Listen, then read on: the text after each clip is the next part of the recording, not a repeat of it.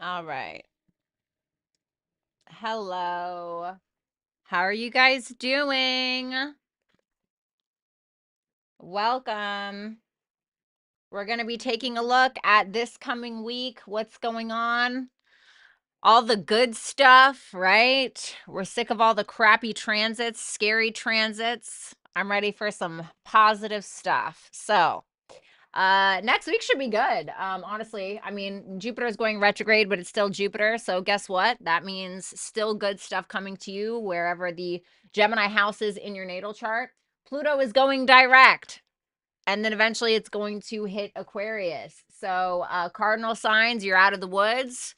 Pluto's going to be in Aquarius for the next 15 to 20 years. Super exciting. So the fixed signs, you're going to be feeling it. Taurus, Scorpio, Leo, Aquarius. You guys are definitely going to be feeling it. We do have Mercury trine Jupiter on the 8th and Venus trine Mars on the 8th. Absolutely love that, especially when it comes to learning, selling, marketing, socializing, when it comes to dating, love, sex, romance, all of that good stuff. And let's see. Although Venus and Mars are not in their best position, it's still positive. So we love that. The moon will be hitting Sagittarius on the 6th. So, yeah, we'll be feeling more adventurous. So, welcome to all signs, the good stuff coming towards you. We're going to be taking a look at all 12 signs, Aries through to Pisces. It's so good to see you, Amelia. Hello to my beautiful mods, Dart Designs. You guys, please go check out her shop. It's super awesome. Also, my wonderful mod, Rick Astor. You guys got to check out his, I don't know, groovy guitar. Definitely go subscribe to him. Kismet, it's really nice to see you as well. Carla, I'm really glad that you could make it to a live also. Yes, you guys, I am taking super chat questions for this evening, but they will be through Hipsy, okay? Keep in mind that for every Hipsy stream, if you pre-book, so that means before I go live, you will get 15% off your super chat, okay? So there are some benefits to it. I also offer readings up there, so check it out. If you don't want to write the address into your web bar, whatever you want to call it, God, how old am I? Your web bar, like I'm a boomer. Like, what is happening here? Then you could just click on the pinned comment that is in the chat box, and it's linked right there, and you can go book a super chat, okay? You don't have to just pre-book. It can be during the live as well, okay? Keep in mind that these are general readings. So if you feel like, well, I don't know if this doesn't resonate with me, I don't think that this, first of all, it's a week ahead. So we don't know if it's going to happen for you, to you. However, these are general readings. They're not personal readings. So you want to make sure to check for your sun, moon, rising, Venus, and Jupiter placements for a full picture. I do like to sometimes incorporate a little bit of astrology into my readings, okay? Not the full throttle, just a dash, you know what I mean? Not too much salt, just a little bit. And if you want to book a personal reading, then you can either do it on Hipsy, okay? I do offer a couple of full readings there, or you can go to my website, violettaalexis.com, and you can book there, okay? If you guys want to check out my writing, you can do so at www.wheredeadflowersbloom.com. Make sure that you guys subscribe there. Also, make sure that you guys are following me on Hipsy as well, so you guys get updated on everything.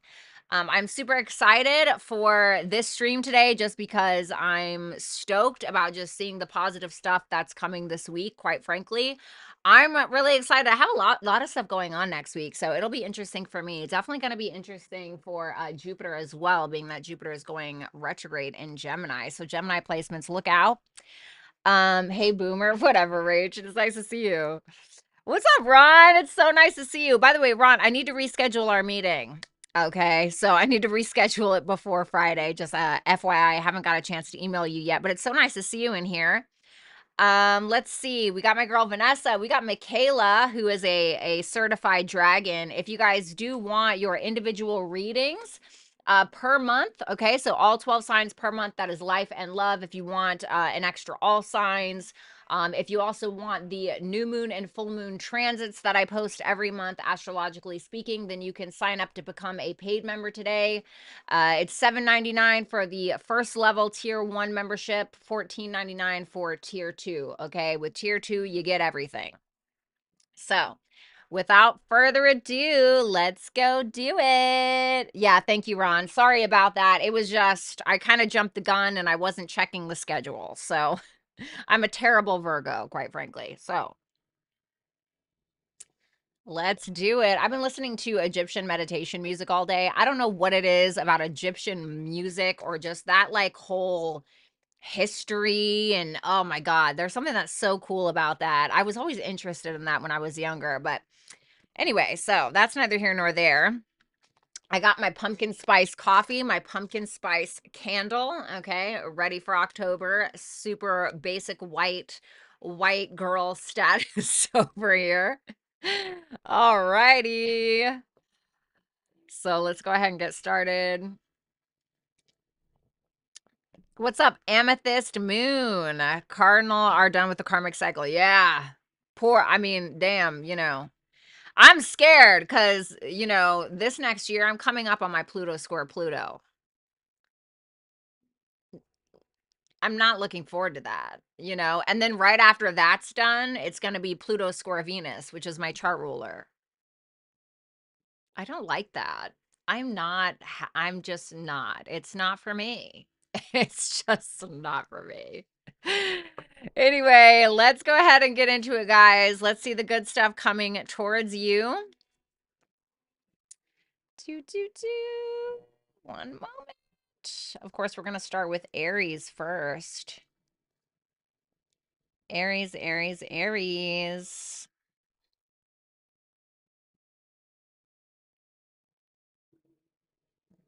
All right, Aries, here we go.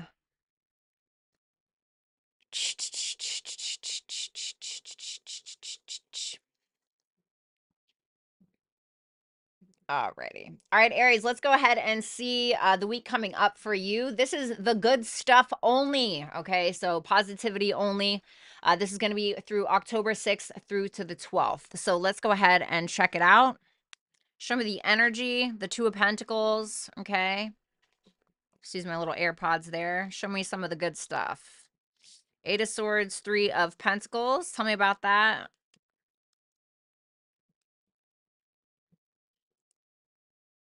For some of you, you could have a choice when it comes to some kind of work that you're doing or some kind of financial project that maybe you're pursuing. I see you being very comfortable, like financially comfortable. And that's not a surprise, especially if you're in Aries rising. You have Venus transiting your eighth house of other people's money. So you can even see money coming in, or you could be able to finally pay off some debts maybe. You could be walking away from some debts. If you felt like really uncomfortable at a job for a while, there can be an option to get a new one of some sort. I see you guys budgeting your money very well and you just simply living comfortably. And with that Queen of Pentacles, I mean, this is you really taking care of yourself. You're walking away from any delusions, possibly even any negative thinking, substances, anything like that. Just because Venus, this is, the Eight of Cups. So what comes for the Eight of Cups? The Seven of Cups, which is Venus and Scorpio, which is where Venus is at right now. So, let's use the example of you being an Aries rising.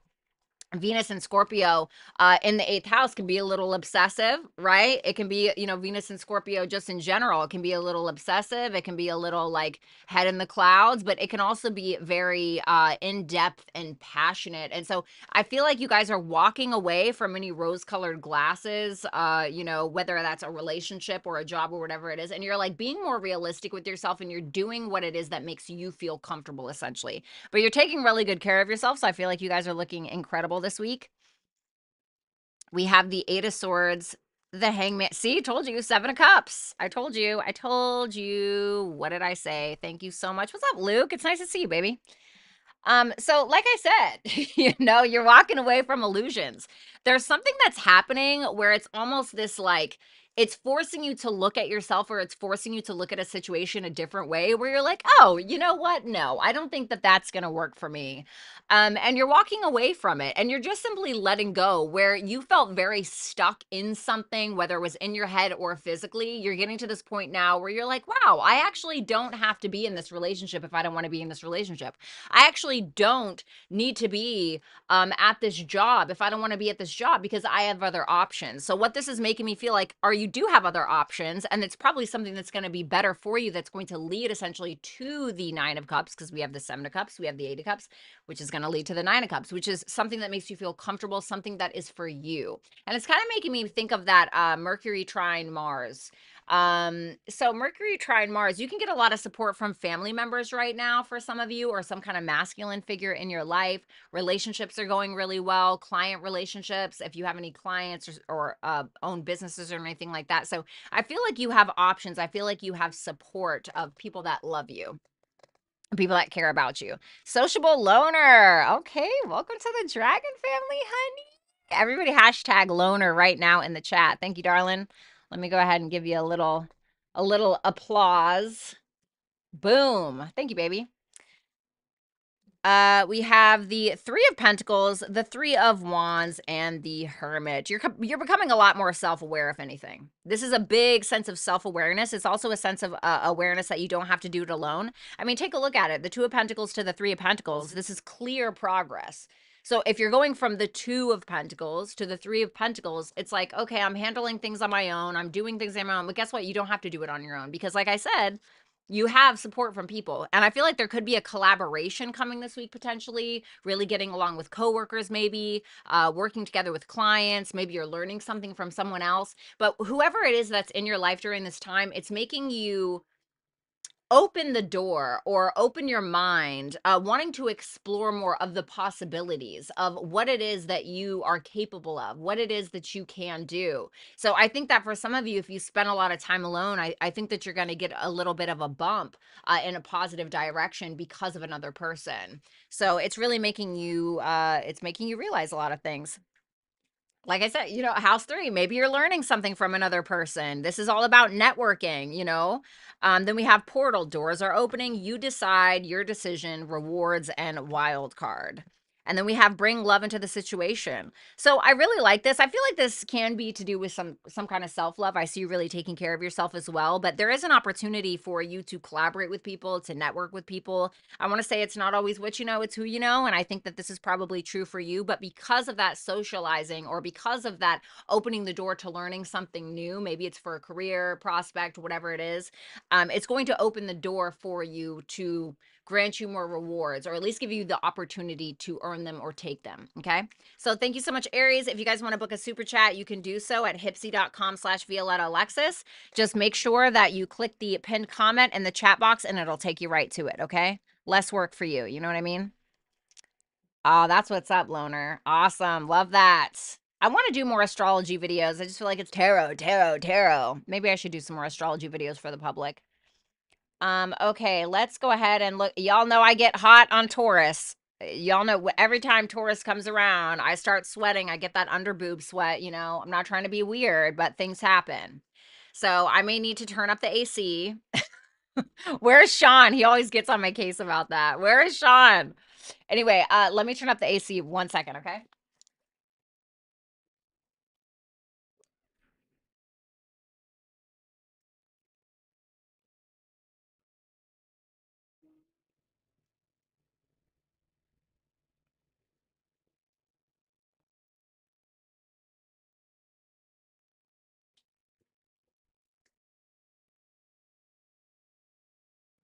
Makes a girl want to read tarot with no pants on. You know what I mean? All right, Taurus, let's go ahead and see what you have coming for this next week. It's going to be exciting for you guys. Your ruler's involved, just like Aries, Venus trine Mars. Hello. If you're a Taurus rising, that's going to be really nice for emotional conversations between you and other people. It can be you're working with a therapist, you have some breakthroughs. So that can be fun. Maybe going on a short distance trip with a partner if that's something that you're interested in. Let's see.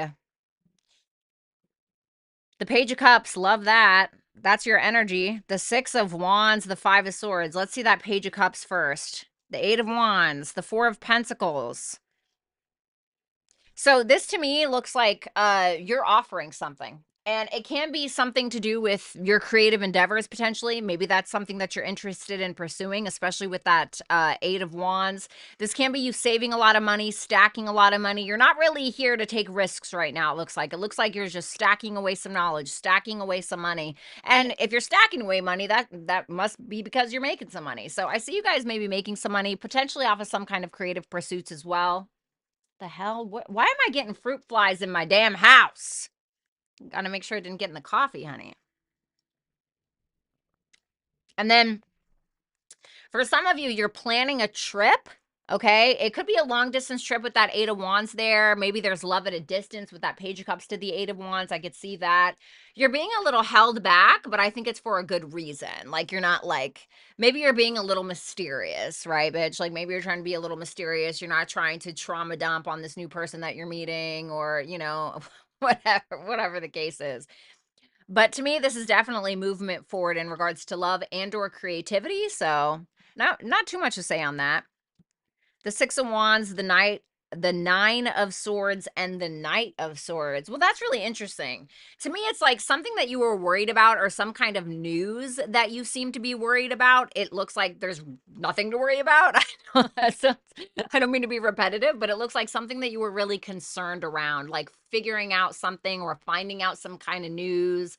So maybe it's like a health scare, right? Maybe it's like, oh God, I'm really scared by results. And then it comes back and it's like, dude, it's nothing. Like, you know, you're just constipated or whatever it may be. And I feel like for some of you, you can be having a lot of people that are very emotionally supportive of you around this time, having a lot of people that look up to you. You know, maybe you were worried about work, or you're worried about clients or something, and all of a sudden a bunch of clients just kind of spilling in, you make a bunch of money. But there's a little bit of fame that's going on here, and it can be because of something that you're saying. Now, of course, if you're a Taurus rising, for instance, Mars and Cancer in your third house, you know, be careful of what you're saying. Okay, you can be a little impulsive, right? But Mars in the third house, like in Vedic astrology and ancient astrology, Mars loved being in the third house. It was Mars' absolute favorite place to be. So, you know, Mars loves to be expressive. It's almost giving like that Mars and Gemini energy, right? Because the third house is a natural Gemini house.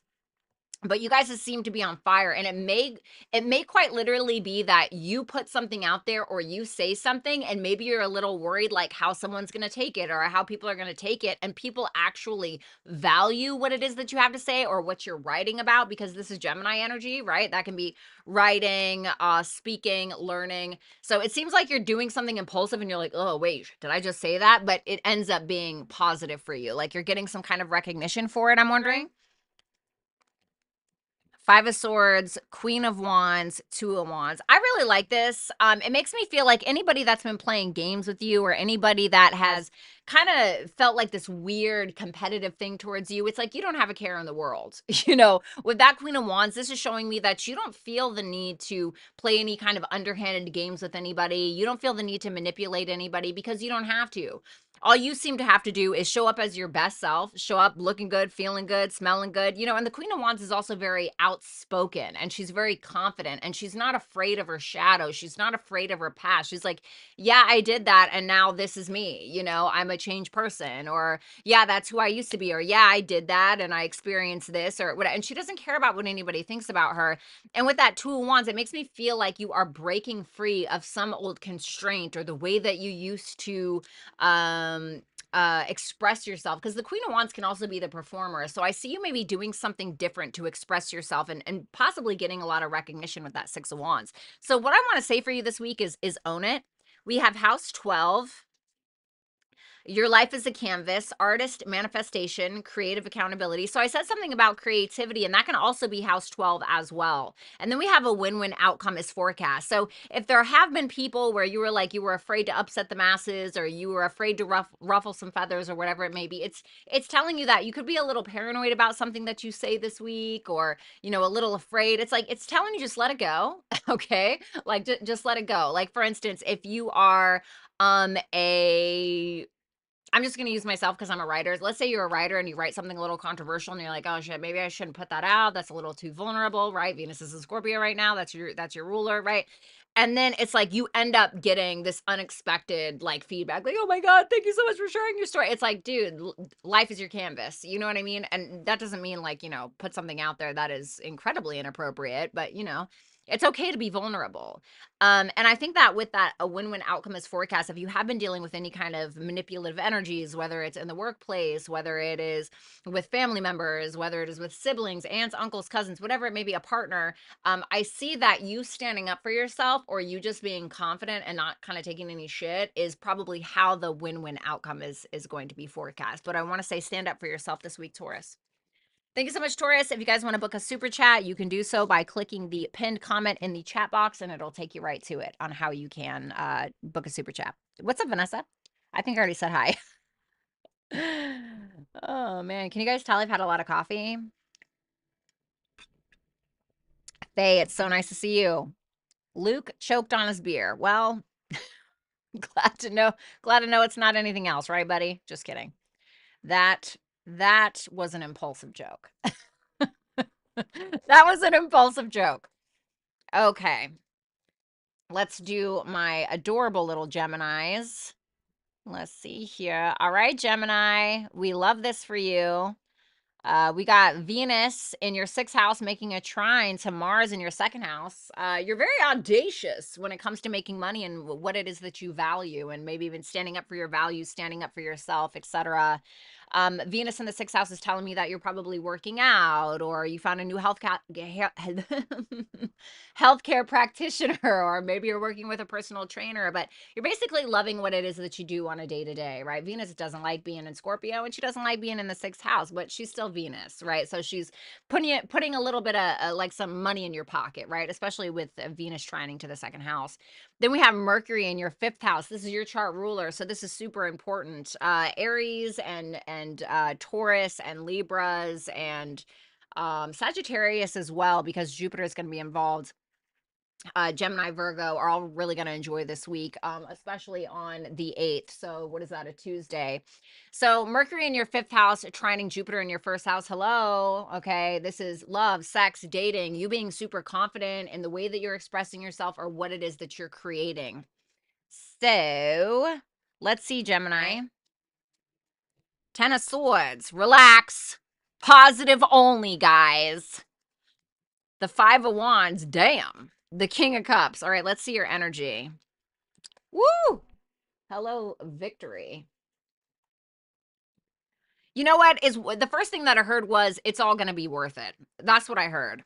Because it's making me feel like you're ending something that has been stressing you out, something that has just not been working for you, where it's been taking up a lot of your mental energy. It's been taking up your time. You're probably starting to realize, I don't have time to worry about you or about this. It's wasting my energy, right? It's like the gas that we're using to go to absolutely nowhere. We're just driving around in circles. Whatever that thing may be, you're ending it, you're done. It's in your hands is what it makes me feel like, because this is your energy. So you're done with something. And with that Chariot, it's telling me that you're moving forward to something else. You're completing something in a positive way. You have 2 10s here. So having 2 10s means 2 completions. So it makes me feel like because you're ending this, you have more gas, so to speak. You have more willpower to achieve whatever this completion is. And it can be that some people are counting on you right now.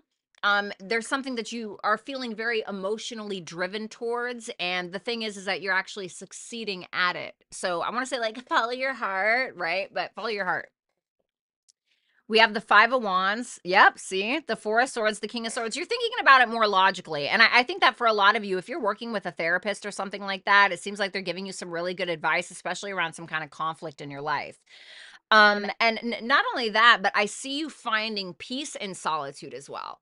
And it really makes me feel like you guys are busy. I know that when transits start to move through my 6th house, I am booked and busy, bitch. I don't have time for you. You know what I mean? Like, I don't have time. And when it moves through my 3rd house as well. And so I feel like you guys are busy, or you guys are going to get very busy next week. And so whatever is like draining your energy, where you just feel like I don't have that energy to spend on whatever this is, you're utilizing it, or you're channeling it in a proper way and directing it towards something that's going to be beneficial for you, so that way you can succeed at whatever it is you're attempting to succeed at. So I see more peace, but at the same time, a lot of work, right? So then we have the King of Cups here. Damn. Okay. Hello. This is, oh, God help me. I love me some water energy. Let me tell you something. If there is a water sign after your soul, just let them have it, honey. Just let them have it. I was writing something the other day, and one of the lines was, "You're the only poetry that can rip through my veins and make it feel good." You know what I mean? I wrote that about a water sign. Okay, I'm just saying. So if you have a water sign that's interested in you this week, baby, aren't they ever? Especially with that high priestess. Now, does it have to be a water sign? No. But we quite literally have Cancer, Pisces, Scorpio all across the board in this particular section here. Okay, so it could be. It doesn't have to be. It can be somebody who just has water-like traits, okay? And water signs.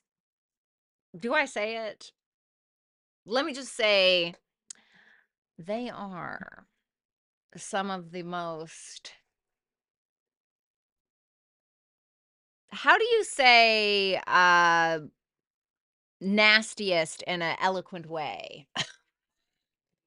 And I mean in a good way. Okay, so maybe it's that. Anyway, so let's be serious, right? I feel like you're being brought a gift, but it's almost like you intuited it was going to happen. And it makes me feel like it's love. Now, could it be therapy? Absolutely. It could be somebody, maybe you fall in love with a therapist. God, hope not, right? They could definitely get fired. But it to me makes me feel like you're being very emotionally supported by somebody. It seems like there's somebody here where you can reach your potential through this person or with this person, or they help you realize your potential in one way or another, and it's a blessing. Whoever this person is an absolute blessing in your life, and I don't know who it is, but if I could describe their personality, somebody very warm and welcoming and loving and intuitive and friendly. Okay, so sorry guys, just gonna help myself. We have Mercury. Oof, that's you, honey. Okay. Star ancestors, hidden secrets, lost wisdom, look a little deeper. And then we have new moon in Cancer. How funny is that? God, I'm so loud. I'm so Okay, I love this. So if there's been like a relationship or a family ship, okay, some kind of relationship that you have to another person that has been very emotional in one way, I want to say like the relationship is going to be fine, or the relationship is safe, or something may be resolved potentially, or if you're worried about family members or you're worried about a relationship, it's trying to tell you not to worry about it. With that Mercury and that hidden secrets, lost wisdom, look a little deeper. Well, Mercury is you. So I'm wondering if there's some time that you're needing to spend with yourself to figure something out. If you're just trying to figure like who you need to cut out of your life, or why you keep self-sabotaging, or whatever the case is, I feel like this is a good time for some solitude, a good time to be able to maybe do some writing, to do some journaling, to do some blogging. Um, so I don't know. I feel like it would be a good time to do that. Okay, so thank you so much, Gemini. If you guys want to book a super chat reading, you can do so by booking with me at hipsy.com/Violetta Alexis. You can find that by clicking the pinned comment in the chat box. So, sorry, guys. Alrighty. I'm really not, but I feel like that's the polite thing to say and do. Alrighty.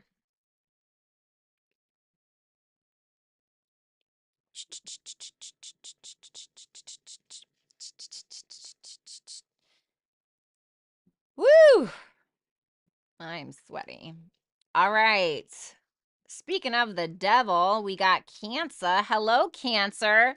Hello, Tom. It's so nice to see you. I just tuned in when you spoke loudly. I'm awake now. See, who needs coffee when you got Violetta Alexis, right? What is wrong with me? All right, so let's see, Cancer. All right, so from a Cancer rising specifically, you're having a lot of fun. You are finding out what it is that you truly love and what it is that you value. You're probably being a lot more openly vulnerable with Venus in your fifth house, right? Especially in Scorpio, trining Mars in your first. You guys are probably feeling very passionate, standing up for yourselves, maybe even doing some workout, maybe doing some writing, figuring out new ways to express yourself, valuing your creativity, potentially even for some of you, starting a business, or very focused or motivated to continue the business that you already have, whatever it may be, spending more time with kids, spending time with the partner. This is great for sex. I'm not trying to be weird, but Venus in the fifth, trining Mars in the first, and you can be a little bit of the aggressor, right? But it's like Mars and Cancer is more like we're it can be a little manipulative, but sometimes, it can be in a sexy way. Okay, right? Crabs move to the side. Mars is more direct, but Mars and Cancer is like, all right, we're going to kind of just circle around this person until they're trapped. Not like in a weird, non consensual way. I don't mean it like that. I just, you know what? I've said too much. Let's move on. You have Mercury. You have Mercury in the fourth house, trining sorry. That I just, it sounds good in my head, and then I say it out loud, and it's just not it. Mercury in the fourth house, okay? Trining Jupiter in your 12th. There could be a lot of like time that you're spending alone.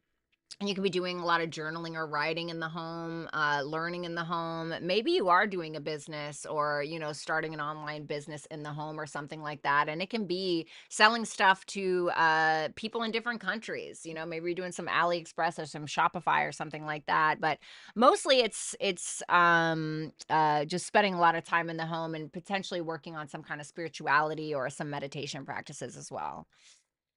My God. I don't know what that was. All right, Cancer. I just love you. Sorry, buddy.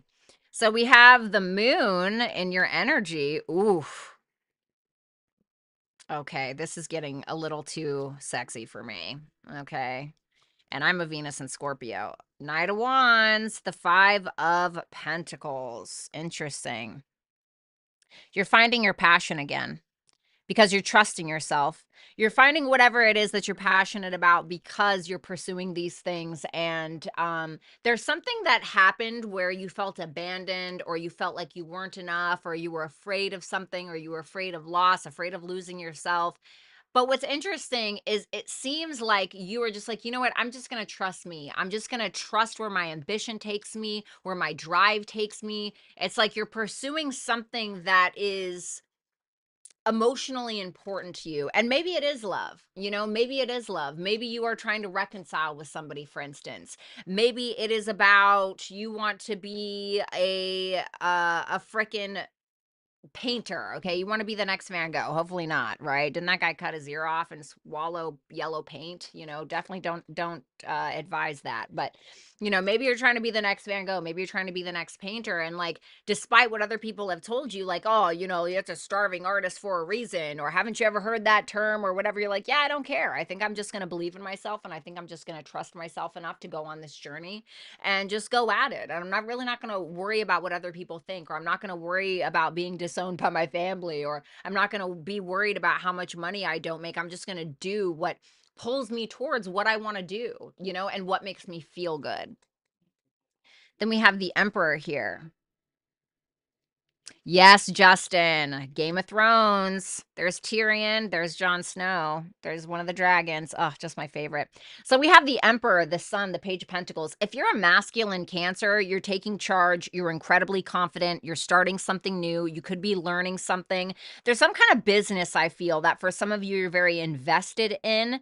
And to me, this is you kind of being the CEO of your own life, or maybe for some of you, you actually get promoted. Okay, if you're at a job where you can get promoted, I could see that happening. But it's like, okay, you had the confidence enough to get promoted. Now there's a little bit more work to be done. There's still something to be learned, and I feel like you guys are active. Like, you're not being a slouch. There's no slouchism. Can that be a word? There's no slouchism in this spread. So very, very confident. It's like you're happy with whatever it is that you're doing. Now, if you're a feminine energy and this is about a masculine in your life, you can have somebody actively pursuing you here if you're interested in love, or if you're already married, or if you're together with somebody. I see somebody taking charge, which is like so hot, right? Especially if you're a woman and you like that, right? So I see somebody here taking charge towards you. They're very confident. They're putting in an effort. The Page of Pentacles, like I said, is no slouch. So this can be somebody actually putting in an active effort towards you. So I really like it. I mean, it's very passionate. It's very in control. It's very trusting yourself. It's getting yourself out of a negative headspace by just simply trusting what it is that drives you and makes you happy. So then we have the Ace of Cups, the Three of Cups, and the damn. Come on, Cancer. You just think that you're better than all of us? Is that what's going on? Like, yeah, bitch. Ace of Cups, two aces, first of all, is a hell yes. So I want to say that you are very much socializing. You can be socializing a lot this week. You can meet love potentially through friends, through groups, through communities. I feel like these people are very inspiring to you. You're very inspiring to them. And there's something new that you're starting, and it can be like a collaboration, for instance. It can be something creative, it can be sexually, it can be emotionally. So it looks really positive. Yeah, I mean, I don't really have anything bad to say. Pluto, well, on Pluto goes direct on Friday. We have Pluto, the great severing, Mars, energy, anger, conflict, softening to love. Okay. Whoops, wrong card. And your dreams need a practical plan. So I love that you're trusting yourself. I love that you're going with the flow. You're like, you know what? No, I'm not going to listen to my fears. I'm not going to listen to that stupid ass voice in my head. I'm not going to listen to my parents who told me that I'd just be a starving artist. Like, I'm not telling you to quit your day job, okay? But I want to say that there's something that you're really attempting to pursue, but make sure you have a game plan. Like, I don't know if you need to talk to somebody that's already done this. Like, for instance, if you're trying to read tarot or something, you know, if you know a tarot reader, you know, talk to them, ask them for advice, or look up YouTube videos on how to do it. Whatever the case is, whatever your dreams are, I really feel like you need some practical kind of game plan to make sure that you can ground something into reality and it's not just a fart in the wind, right? Not trying to be weird. Pluto, if you're a Cancer rising, Pluto going direct in your 7th house, some kind of relationship that's been like on the rocks or iffy, or if it's a relationship to a therapist or an astrologer or a business partner or whatever it is, something may be like revealed, or maybe we're needing to assert some kind of boundary, or it may be telling you to partner up with other people in order to power up. So partner up to power up is kind of what I'm getting with that. Okay. So thank you. Thank you so much, Cancer. If you guys want to book a super chat with me, you can do so by clicking the link in the pinned comment in the chat box. Alrighty. Let's go ahead and move on to my Leos. Dun, dun, dun, dun, dun, dun, dun, dun, dun, dun, dun, dun, dun, dun, dun, dun, dun, dun. Alrighty. Leos, Leos, Leos. Okay. All right, Leos. So let's see. This week, Mercury trine Jupiter, Mercury in your 3rd house, trining Jupiter in your 11th. Lots of socializing. Potentially even collaborating with people on writing projects, podcasts, building websites, creating content for social media. You have Venus in the 4th house, trining Mars in the 12th. Really enjoying being at home, having deep conversations, deep connections with your loved ones, with your family, a partner that lives in the home with you potentially. I can definitely see you looking back at any kind of self-sabotaging habits that you've had, any negative habits that you've had in some kind of way, and figuring out like where that stems from, just because the 12th house can represent the past and the 4th house can represent like our childhood. So there can be like some therapeutic work you're kind of doing potentially with other family members. And that's for Leo rising. So let's just see Leo, Sun, Moon, Rising, Venus, and Jupiter placements. Oh, there you are, King of Wands, the Tower,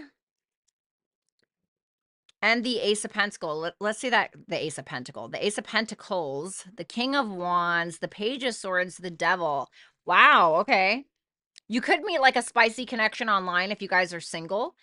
For others of you, it can be that you are very determined to learn something, or you're very determined to create like some kind of website in order to gain more power, or maybe you're gaining more power through something that you're saying, or through some kind of social community,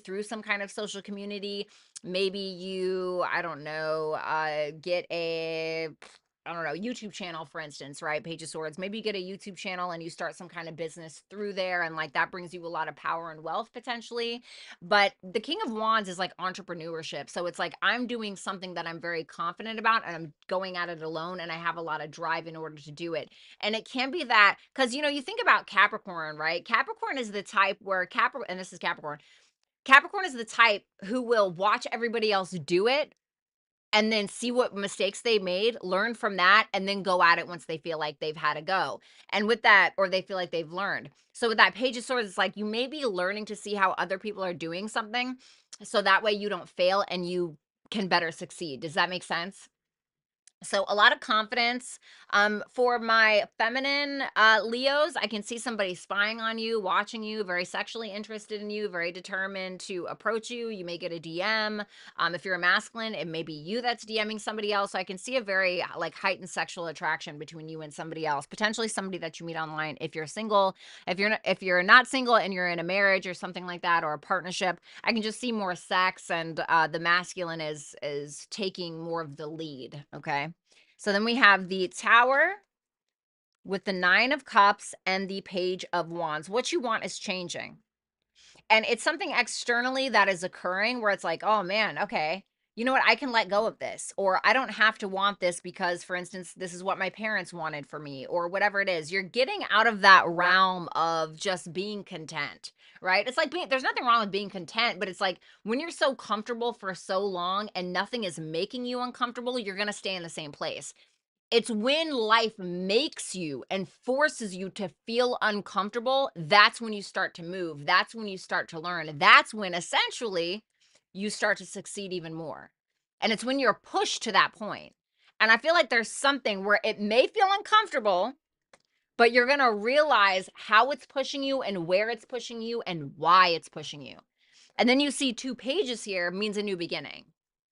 So it seems like it's like you're content with where you're at right now, but there's something that you're learning, so that way you can pursue that thing to gain more power, to gain more wealth, to gain more influence potentially.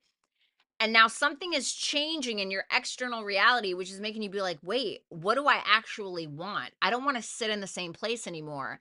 So it's almost like going from being a big fish in a little pond to being a little fish in a big pond. But that's the thing, like, if you think about it, right? Like, people that take whales from the ocean and put them in SeaWorld, they're supposed to grow to a certain extent, but they only grow to the extent of the size of the pool that they're in. So it's like, if we're staying in that little pool, how big do we actually think that we're going to get, right? How big can we actually become? And how are we going to know that if we stay in this tiny little pool? We stay in this tiny little town. We stay with these friends that are doing drugs every weekend and doing nothing with their life and eating potato chips and watching Netflix or whatever the case, right? Something to think about. So then we have the Ace of Pentacles, the Strength. There you are. Ugh. And there's the big pond, baby.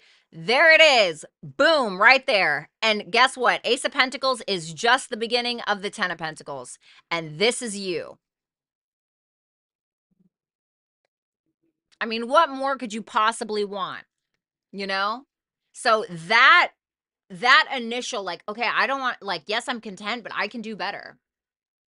I can have more, whatever the thing is. I can be a better person. I can be a stronger person. I can that new thing that you're planting a seed in, or the new beginning that you're having, is because of you. And it's going to lead to your ultimate legacy. It's going to lead to, think about the 10 of Pentacles as your perspective on what happiness is, which is going to be different for everybody, right? That's what this is going towards. Virgo, maybe some of you have Virgo placements. We have lifting the veil, questioning everything, anything unaligned must go. Hello, Tower moment, didn't I say conclusions are within reach? So Virgo can be about our habits, right? What are we doing on a day-to-day basis that is freaking bug, sorry. What are we doing on a day-to-day basis that is benefiting us or that is hindering us? Is it the people that we're associating with? Is it the people that we're working with? Is it the place that we're working at? And how is that benefiting me, or how is that dragging me down? And when it says lifting the veil, question everything, everything aligned must go. I heard don't believe everything that you hear, don't believe everything that you see. Okay, well, that's interesting. Well, that's also interesting because Virgo is the opposite, right? Like, you think of Virgo, the 6th house. 6th house is opposite of the 12th house. The 12th house is like the hidden zone, like things that are hidden from you that you can't see, you know? And I want to say, like, trust your gut with something. Trust your gut with something. I feel like something is going to be revealed to you during this full moon eclipse in Aries, which is going to trine you, right? Which is going to trine your Leo placement at some point.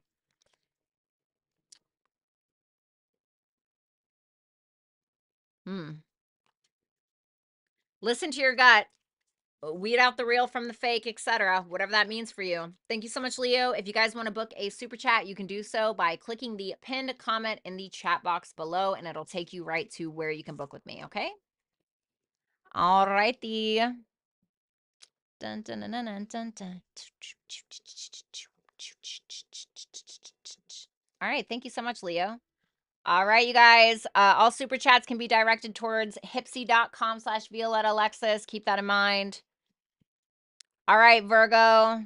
Virgo, Sun, Moon, Rising, Venus, and Jupiter. However, when it comes to my Virgo risings specifically, okay, this week, super exciting. Mercury is going to trine Jupiter. Mercury in your second house in Libra, trining Jupiter in your 10th. This is great for career. This directly involves you because you're ruled by Mercury. Hello. So Mercury, you're focused on your money. You're focused on your self-worth, your priorities, your budgeting, etc. But there's something that's happening where your career is helping you financially. Or maybe because Jupiter rules your 7th house, maybe you're working with a CPA, okay? Maybe you're working with somebody who's helping you budget. And I feel like they're a great boost to your career in one way or another. For some of you, you can be spending a little bit of money on a partner spending a little bit of money on you. But I feel like more than anything, you're being very recognized for your talents. Second house can also be talents, your gifts, your skills, and your abilities, and it's somehow expanding your reputation in a positive way. Keep in mind the astrology is for the Virgo risings, okay? And then we have Venus in your 3rd house where we're enjoying commuting, we're enjoying short distance travel, we're enjoying writing, we're maybe hiring somebody to work on a website for us. Maybe we're working on a website. Maybe we are visiting with aunts, uncles, cousins, siblings, phone calls, things like that.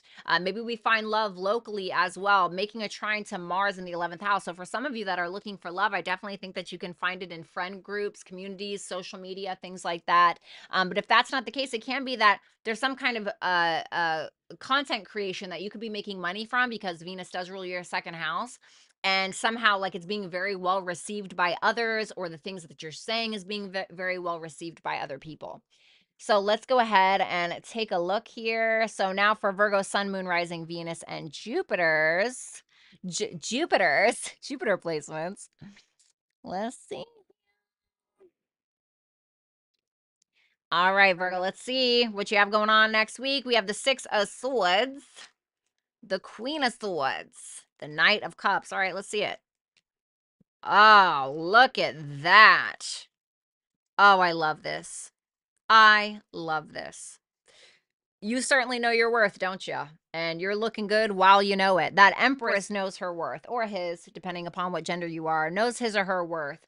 Very creative, very lucrative. Doesn't chase a damn thing, doesn't chase a damn soul because everything just kind of falls at his or her feet, right? The Empress. She basically, I think of the Empress sometimes as a beautiful queen, right? Because the Empress is all of the queens combined. Hello, right? She is the Queen of Pentacles. She is the Queen of Wands. She is the Queen of Swords. She is the Queen of Cups, etc. And I just envision her or him, okay, they're not gender specific, sitting on a throne while people just fawn over her and drop little gifts at her feet, And I think that that's what you're allowing, where maybe before you would get really hung up on feeling like you had to do too much or felt like you had to overserve or overgive to people, which is essentially breaking you and breaking your heart and breaking your mentality. And now you're at this place where you're like, that's not worth it. Thank you. Bye. Right. And you're getting into this like glow up energy, very creative, very luxurious, very beautiful, very sexy, very handsome. And for some of you, you're actually birthing something into creation, like out of pain. So for instance, if you write music, right? And you're a pianist or something, and like you had a heartbreak recently, and then you write the most gorgeous piece of work, and like, I don't know, maybe it gets a lot of recognition or something. So I see that for you. And then we have some Venusian energy again with that Libra Queen of Swords. 8 of Pentacles and the World card. Well, you're not stopping for anybody is what that looks like to me. The Queen of Swords is a woman or a man, right? Not gender specific. We'll just say a woman because it's the queen, right? The Queen of Swords is the woman who's been through it all and where she was very loving and very giving, and she still is that, but now it's with a little bit of spice, right? She's like, you're not going to trick me, bitch, right? Because the Queen of Swords, if we look at Libra in like a negative connotation, it's where I don't know where I begin and where you end, or all the focus is on my partner, all the focus is on everybody else. Nothing is about me. So Libras can end up incredibly drained and taken advantage of because of this. And so now the Queen of Swords is getting to a point where she's like, no, time to be logical, bitch. Like I don't have time for that anymore. And you're not just being logical, but you are mastering it. You're mastering it. You're drawing up your boundaries. This Queen of Swords energy is the logical side of Venus, where she's like, how do I get this money? How do I get this money, right? How do I get this money? What do I got to work on? What do I got to do? Who do I have to associate with? Let's go, right? And that's exactly what you're doing. And the standard is in the clouds. But the thing is, the standard isn't just in the clouds. The standard is in the clouds and you're actually meeting it. And you're meeting that standard. And it's the standard that you've essentially created for yourself, or maybe before you were so hard on yourself, right? But something that you're working on now, you're completing, and it's raising your self-esteem. This is incredible. The Knight of, see, look at that. 8 of Pentacles to the 9 of Pentacles. The Death card. This is a deep evolution. So this to me, this can be very creative energy, but this can also be a love offer if you're looking for love. This can be a love offer coming to you by you just simply being you. And it's because of these transformations and changes that you've made where you've been too overgiving before potentially.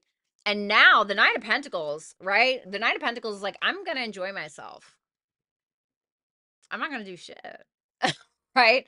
I'm not bringing anything to the table. I am the table, right? Or whatever it may be. Not in like a nasty way, but we have to think the 9 of Pentacles didn't just become the 9 of Pentacles out of thin air.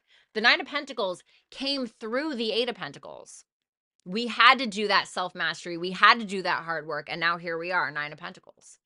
Now we're independent. And now we have a reason or an excuse, right? To relax, to enjoy ourselves, to take care of ourselves. And I feel like you guys are attracting people into your life because of it. We have, what's up, Hipsy? We have Aquarius. We have the Cosmic Heart, Devotion, Potency, make your life a moving prayer, and you're very close to achieving your goal. Okay. Aquarius makes me think of friends, groups, communities, people that you're a part of, okay? I think that you're going to get a lot of support from those people. I don't think you should be afraid to lean on those people either, or at least get yourself out in social situations. I think that's going to be your best bet.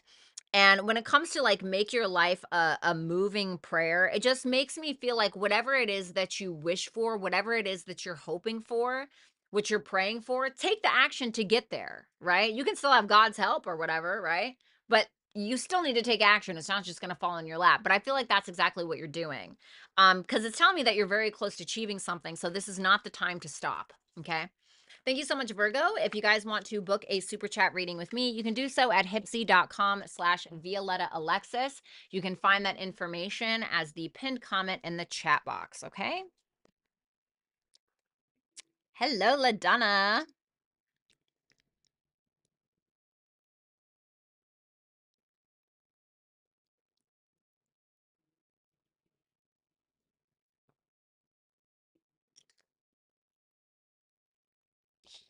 All right.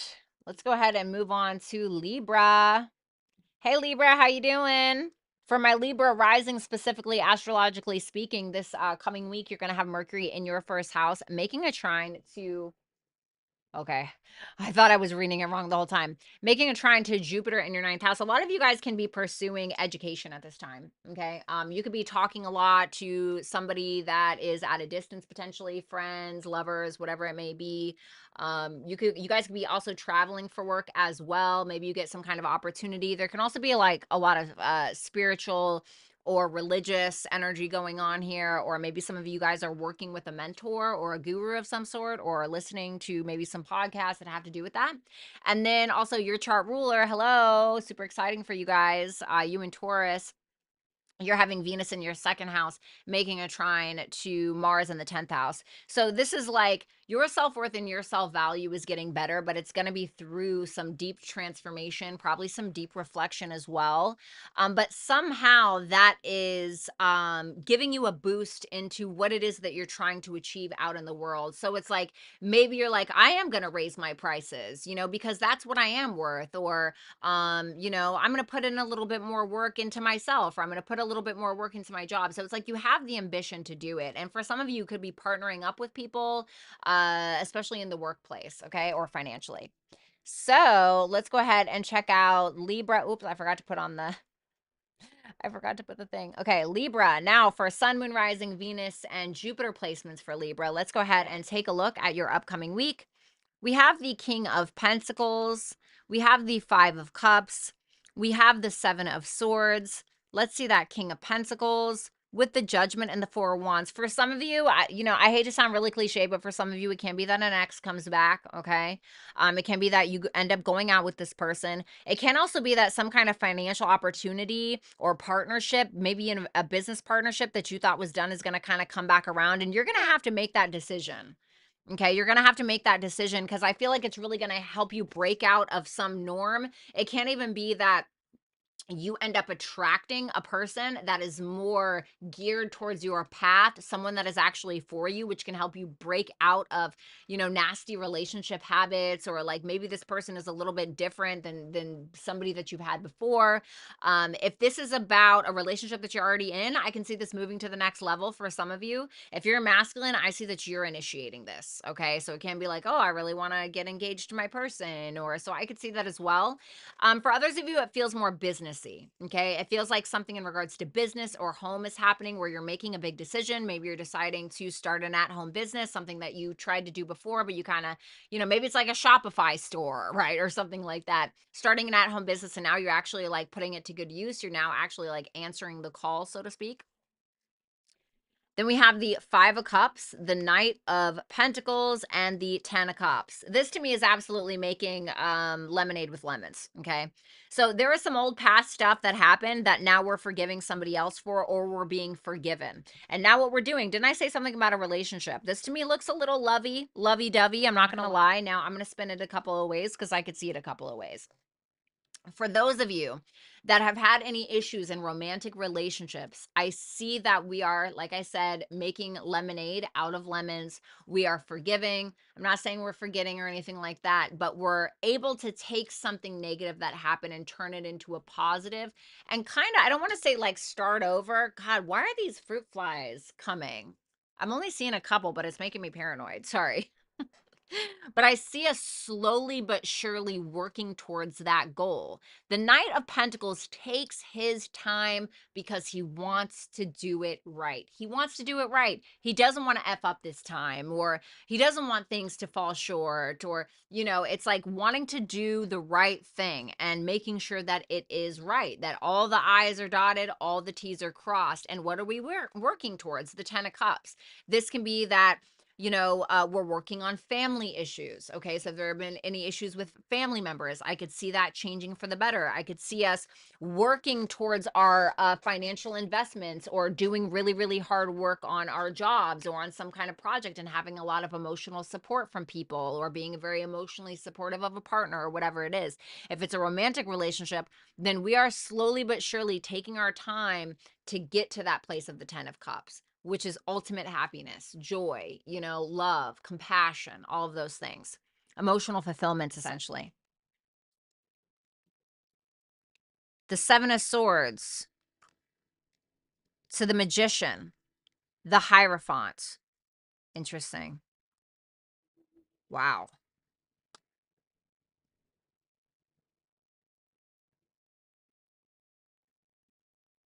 Tell me about that Seven of Swords. You're being a little sneak. Not in a bad way, though. Not in a bad way.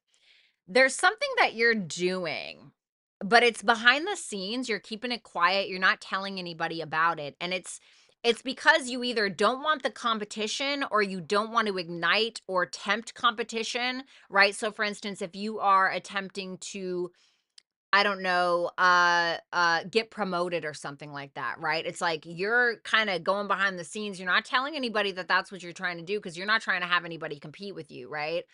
And if it's about like a relationship, for instance, or you're wanting to make somebody your girlfriend or your boyfriend, right? For instance, right? Let's be super elementary school about it. Um, then you're kind of going behind the scenes. You're not telling anybody you're interested in this person. You're just going straight, straight to the tap, right? If that makes sense. So, but there's something that you're being very quiet about and you're manifesting it. And the thing is that you have the confidence to be able to get whatever this thing is. And it's something that's very grounded in reality with that Hierophant. Now, what are we manifesting the Hierophant? If we're manifesting the Hierophant, this can be higher education. This can be a commitment. This can be something about spirituality or religion as well. And the Seven of Swords can also just be like keeping things to ourselves for whatever reason. And who knows what your reasoning is. But that's what that looks like to me. Okay. So I feel like you're playing it smart, is what I want to say. Love that. Jupiter, you got the love, codependency, boundaries, take time to breathe out. You may be like a little nervous this week about something. You got the love is very interesting for me, especially because I felt like there was something emotional or something relational happening here, but I feel like there's going to be an expansion in whatever this is that you're trying to pursue. So it's telling you that a little bit of faith can go a long way. Maybe that's kind of what this is about. Who knows? Maybe you're adopting some kind of new spiritual practice or religion that you're not telling anybody about, right? Because you don't want any pushback or you don't want people to judge you, or who knows, right? But it's telling you to try to relax, try to stay positive. Like I said, focus on a spiritual practice. Jupiter can also be about a higher level of commitment as well. So keep that in mind. Marriage, the husband, right? And it may also be telling you that if this is something that you want, make sure that you're being a vibrational match to whatever this is that you're going after. Okay. But yeah. So I like it, but it's also saying like keep your boundaries up. Don't get yourself involved in codependent connections. I don't know why it's telling you that. Okay. So thank you so much, Libra. I really appreciate it. If you guys want to book a super chat, you can do so at hipsy.com/Violetta Alexis. You can find that as the pinned comment in the chat box. Let me go ahead and shuffle these real quick. Exactly, Luke. Right. Absolutely. Absolutely, honey. God, honey. I used to have like the worst not to be gross. I used to have like the worst verbal diarrhea, dude. Like I just would tell everybody everything. And sometimes I still have that problem, but I've really learned to like shut the F up. Honestly. Oh my God. I can just be the absolute worst sometimes. Okay. So now we got my Scorpio, Sun, Moon, Rising, Venus, and Jupiter for the tarot. Okay. If we are doing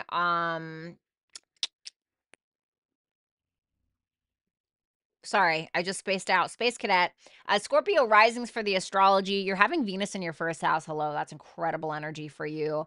Finding your value, finding your self-worth, taking care of your body, taking care of your health, maybe even the foods that you consume, whatever the case is. I know that when my 12th house ruler was transiting my first house, my dreams were crazy. I know they say that when like planets go through your 12th house, you have crazy dreams. Listen, I found that when your 12th house ruler goes through your first house, crazy dreams. Pay attention to your dreams. They're trying to tell you something. And it could be specifically about relationships, about depth, about self worth and self value as well. And this Venus is trining Mars in the ninth house. So you're valuing yourself enough to focus on a spiritual practice. You're very driven to stand up for what it is that you believe in. Maybe you're even valuing religion or spirituality more. So that's very positive. Mercury in the 12th house, this can be like a lot of behind the scenes. It can be that you're focusing on goals behind the scenes, your aspirations behind the scenes, whatever that may be, because Mercury does rule your 11th house. Mercury also rules your 8th house. So it's completely transforming and changing your mental health, your self-sabotaging behaviors, your sleep patterns, but it's trying to do it for the better. Okay. And then with Venus trine Jupiter in the 8th house, a lot of psychological transformations can happen here. Okay. And this can also be bedroom pleasures. I'm not trying to be weird. Okay. But for some of you, that can be it. 12th house can be what we do in the bedroom. Okay. What we're doing behind the scenes. 8th house can represent sex. So there can be a little bit of a sexy connection, maybe with even a friend potentially, because Mercury rules your 11th house of friends. So I could see that happening. But this is like a great time to like go to therapy, go to, temples, ashrams, whatever the case is. Okay. A good time for some transformation. Now, in regards to the tarot, make sure you're checking for your sun, moon, rising, Venus, and Jupiter placements when it comes to Scorpio. So let's see. Let me get some shuffles in really quick. Sorry, Scorpio. It's just your time to wait. You had a dream about selenium? Okay, well.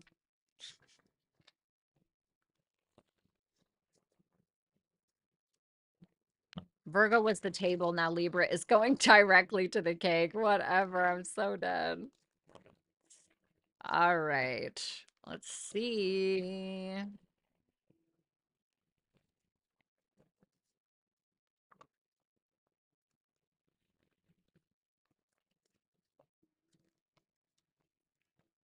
Very Virgo of you. Whatever.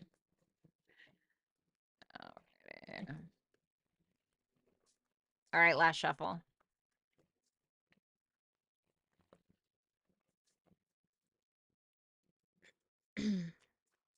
All right, Scorpio.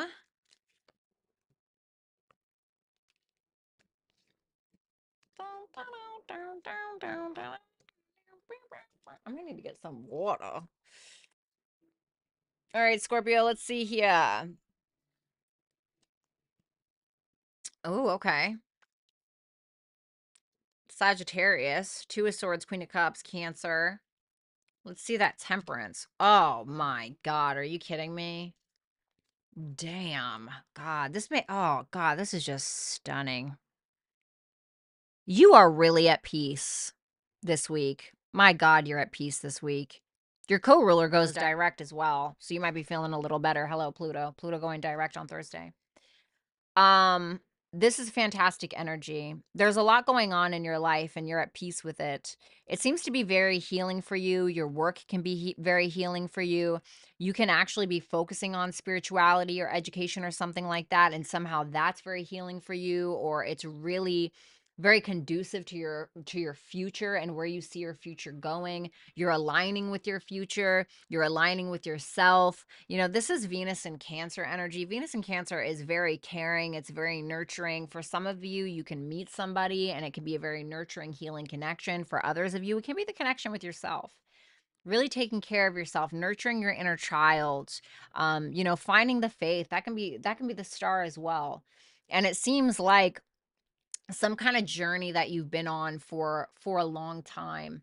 It seems like you figured out where the light is, or where the light was, or the light is within you, or whatever the case. Like something that you've been looking for external of yourself has been with you the entire time, and you're at peace with everything. Like, to me, this is being at peace with everything in your life, hoping for the best, connecting with yourself to the best of your ability, engaging in love, loving others, loving people, you know, being in a very creative energy as well and sharing it with the world. This is so hippy dippy, you know? I'm not even gonna lie. It's totally like hippy dippy to me. The Two of Swords with the Fool and the Ace of Swords, something that you have been very uncertain about for a very long time, because you were either trying to people please, or you weren't trying to ruffle any feathers, or you didn't want to hurt any feelings. And I'm not even saying you're trying to hurt feelings now, but that's no more to me, because now this isn't about you know, everybody else's level of comfort, or you know, I'm too afraid to make this decision, or I don't want to ruffle any feathers, or I don't want to, you know, make this person feel upset or something. You're just like, you know what? I don't want to worry about any of that. I'm just going to do me. I'm going to let go. I don't want to carry this baggage with me anymore. Why am I carrying this baggage for somebody else? Or why do I have to walk around trying to make other people feel comfortable when I'm uncomfortable? And so that Fool to me tells me that you are breaking free of that energy and you have more clarity than ever. Like, you have more clarity than you have ever had in regards to the journey that you're on, the journey that you're trying to go on, and who you are and who you want to be. And it seems like you're speaking it into existence. You're having this revelation. I mean, it's a beautiful energy. I can't even be mad at it. This is stunning energy. Ugh, are you kidding me? The Queen of Cups, the Lovers.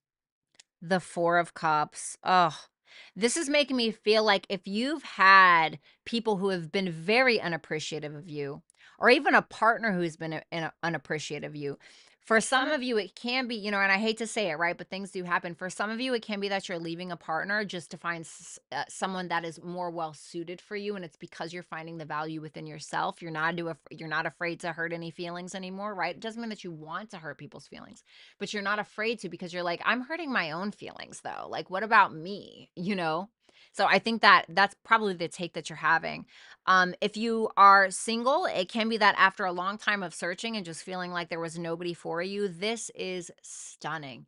This is so much emotional vulnerability and connection, and something that's grounded in reality, and something that makes sense to you, and somebody that's not going to take you for granted. If this is a current relationship, things seem to be going very well, where you may have felt like somebody was taking you for granted, or maybe you were taking somebody for granted, or whatever the case. There's this mutual understanding between the two of you, and it's coming through this level of communication. I mean, it's really beautiful energy. We have yin. We have whale and orca elders, share your song, frequency of sound, diving deep. Well, hello, Venus and Scorpio. And then a time for healing. So it's like I said, I really think having some deep emotional conversations with another person is going to benefit you more than you even know. Even if it's just like with a guru or a mentor or something like that, I really think it's going to benefit you. This is also about listening to your intuition. This is about having patience. This is about delving a little bit into spirituality, just allowing yourself to receive, not taking things personally, just whatever comes, it's going to come in waves and then it's going to go out, and just kind of accepting life as is, which I kind of feel like you're already doing, especially with that temperance energy. But I really think that it would behoove you guys to get either deep with yourself or get deep with another person, because it's going to help you. It's going to transmute something for you guys. And when Pluto, your ruler, whether that's ruling over your sun, moon, rising, Venus, or Jupiter placement, when Pluto starts to go direct, things are really going to start making more sense for you. Okay. So thank you so much, Scorpio. If you guys want to book a super chat, you can do so at hipsy.com/Violetta Alexis. You can find that as the pinned comment in the chat box. Okay. All righty. Let's see here.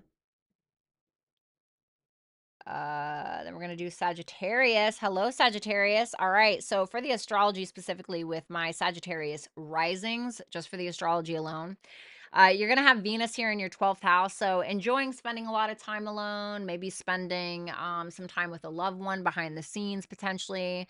Maybe you're just working on yourself behind the scenes, right? Venus ruling your 6th house, making more time for sleep, getting a better rest next week. And you probably have been doing that anyway, because Venus has been transiting your 12th house for a while, but Venus is going to trine Mars in the 8th. This is also a very sexy time, okay? Very deep, very sexual time with a partner potentially. And then we have Mercury in your 11th house, which is trining Jupiter in your 7th house. So this can be like networking with people, getting to know people, collaborating with people, meeting a partner through other people, or your partner introducing you to a bunch of other people that's somehow benefiting your longer term goals and dreams, wishes, and aspirations. Okay. So I see being kind of social maybe, but at the same time, also valuing your alone time this coming week. So let's see. Sagittarius. All right, we got the Justice. We got the 6 of Pentacles. We have the 9 of Wands. Tell me about that Justice. Damn. For some of you, you're winning a legal case. 7 of Pentacles. Damn, damn, damn. Wow. Well, I mean, if you really think about it, right? I mean, Mars in the 8th house. Mars does great in the 8th house. If you're a Sag rising, Mars doesn't do great in Cancer, but it does great in the 8th house. It's at home there. So for some of you, money can be coming in, or you can be getting a return on some kind of investment. For others of you, it can be that you're winning a legal case, or something is going to go in your favor, potentially when it comes to maybe a divorce, or when it comes to some kind of investments, or some kind of lawsuit or something like that. I can see that happening as well. It can also be that you're investing more time and energy into just letting go and going with the flow, right? Putting your your hands in a couple of cookie jars and seeing which one you like better, whether that's in regards to love or that's in regards to, religion or spirituality or whatever it is, but it's bringing you more balance. And you may find that you just kind of like going with the flow a little bit this coming week is really going to benefit you and make you feel more aligned, make you feel more chill. You guys are also getting some kind of positive karma that's very fated for you with that Wheel of Fortune and your energy.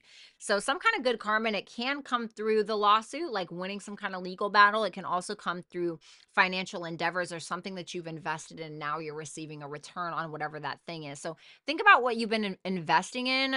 It can be financially, it can be in regards to education or spiritually, but something is coming in, like the wheel is turning for you in a positive direction. And you think about it, right? Wheel of Fortune is Jupiter. So I feel like you're showing up as your highest vibrational self. And who can be mad at that? The Six of Pentacles, the Seven of Wands, the Seven of Swords. This really makes me feel like you guys are being very supported by people, very supported by somebody. Like there's some kind of position that you've been defending.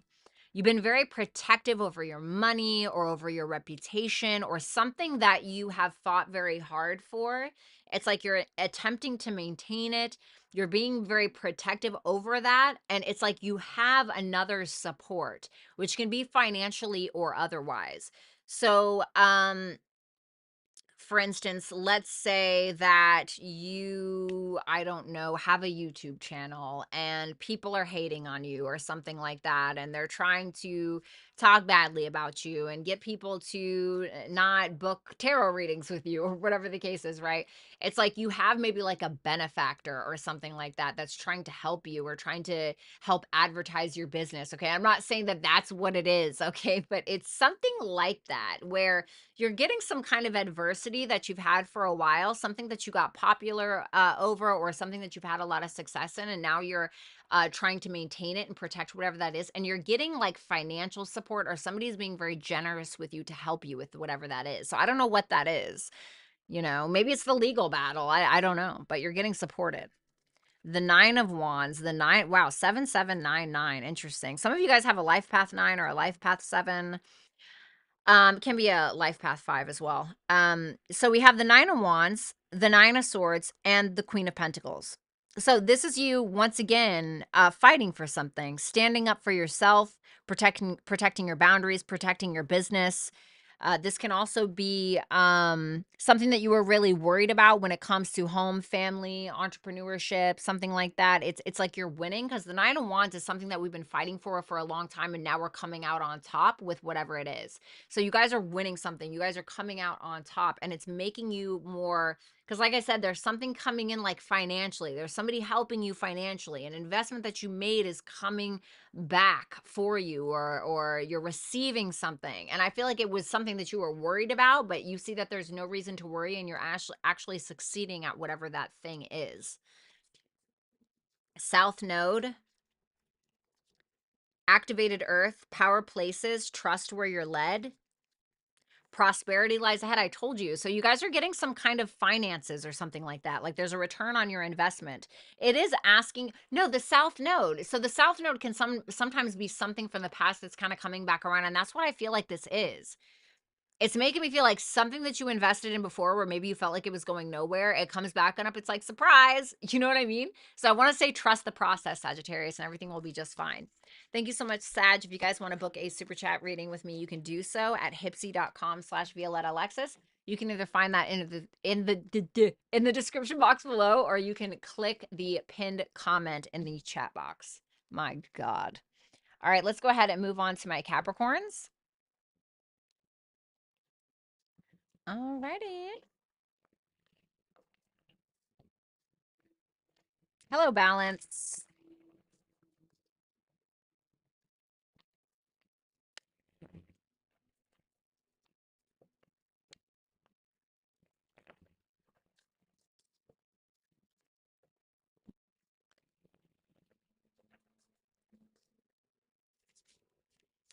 Hold on, you guys. I need to get some water really quick.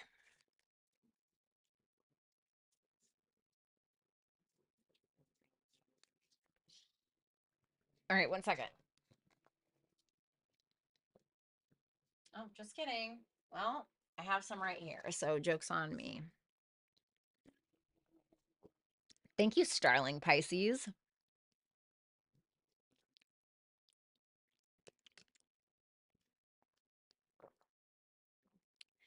All right, Capricorn. Capricorn risings astrologically. You guys have had Venus transiting through your 11th house of friends, groups, communities, long-term goals, and aspirations for a while. So there could have been some really like big passion projects that you were going after. There can be a lot of socializing, you getting together with very deep people, having very vulnerable conversations with friends, meeting new friends, connecting with old ones, etc. And then there's going to be Venus and a trine to Mars in the 7th. Some of you can find love through friends, or maybe a friend becomes a lover potentially. And then you have Mercury in the 10th house, trining Jupiter in the 6th. So big career moves, a lot of busy stuff going on in regards to your work, scheduling, moving things around, lots of conversations with superiors, a lot of insight regarding your career and what it is that you're trying to do or how you're trying to show up in regards to your public status and or reputation. So can be quite a boost in regards to your work and potentially even your health, maybe. So let's go ahead and now for the tarot, look at Sun, Moon, Rising, Venus, and Jupiter placements for Capricorn. Let's see here. We have the 7 of Cups, the 10 of Swords, the 10 of Pentacles. Let's see. So you have the 7 of Cups, the Page of Pentacles, and the Queen of Swords. I mean, you're definitely not lacking options when it comes to, I mean, yeah, it can be love. I don't know if I'm really seeing that. It feels more just like opportunities in general for you to start something new, whether that's a business, whether that's you're learning something, you're putting in a lot of effort towards figuring out which option you're trying to choose, because it seems like you haven't really figured it out yet. So you're on the way of doing that, but you're trying to take the most practical approach possible in order to gain some form of success.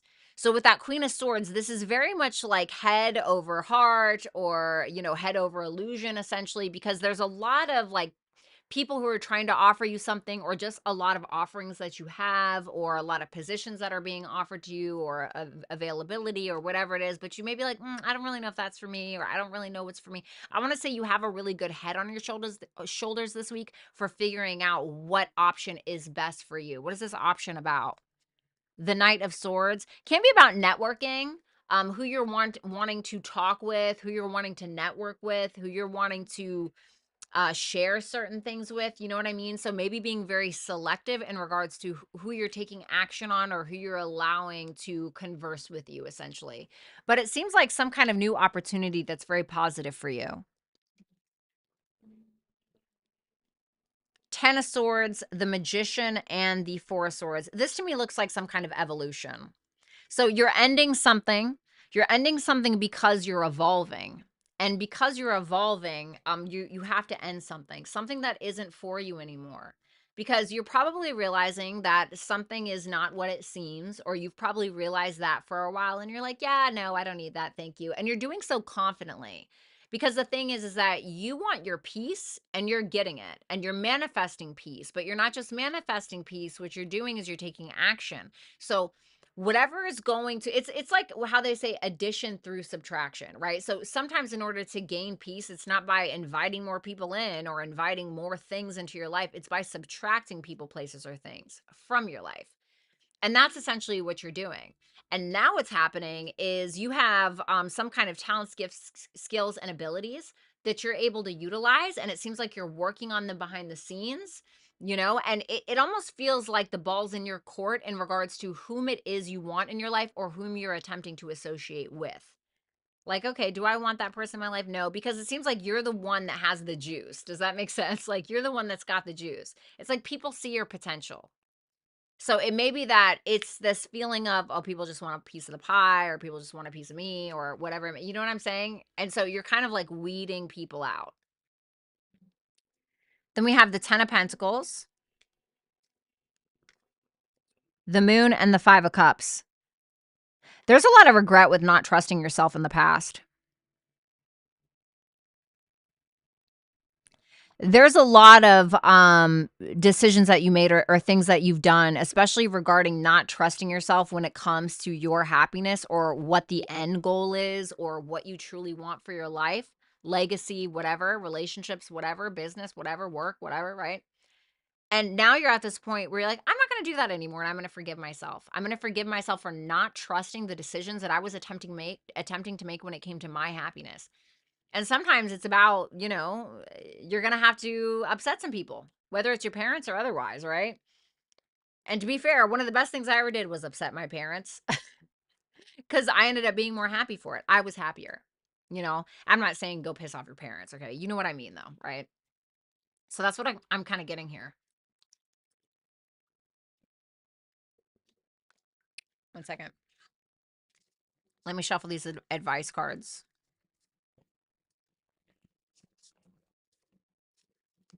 Oh, thank you so much, Sun Love. I really appreciate that. Love you right back. What's up, Winter Child?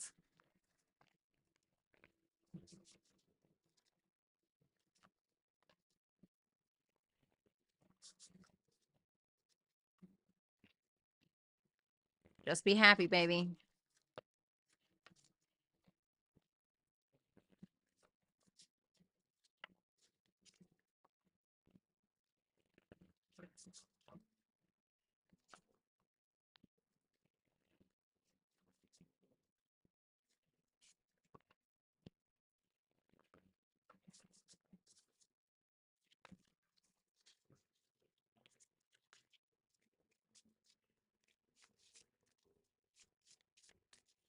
What's up, Tiffany? Well, don't worry about it, Tiffany, because my wonderful mod Rick is going to put the timestamps in and you can just go back and look at it. And lucky for you, I always keep the name of the sign that I'm reading for right there in the upper corner. So if you want, you can just rewind and it'll take you right to it. All righty.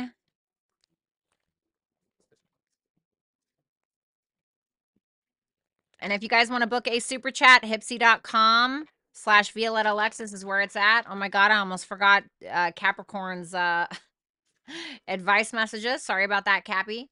House 9, all paths lead home. Inner authority, intuition, turn your gaze within. And then it's time to release negativity. So yeah, I mean, house 9 can definitely be about our beliefs, our religious or our spiritual beliefs, but it can also be about having a bigger perspective and also having a sense of optimism, being willing to explore, being willing to be adventurous. Even when it comes to like what it is that we're supposed to do, our higher calling, which can very much be the 9th house.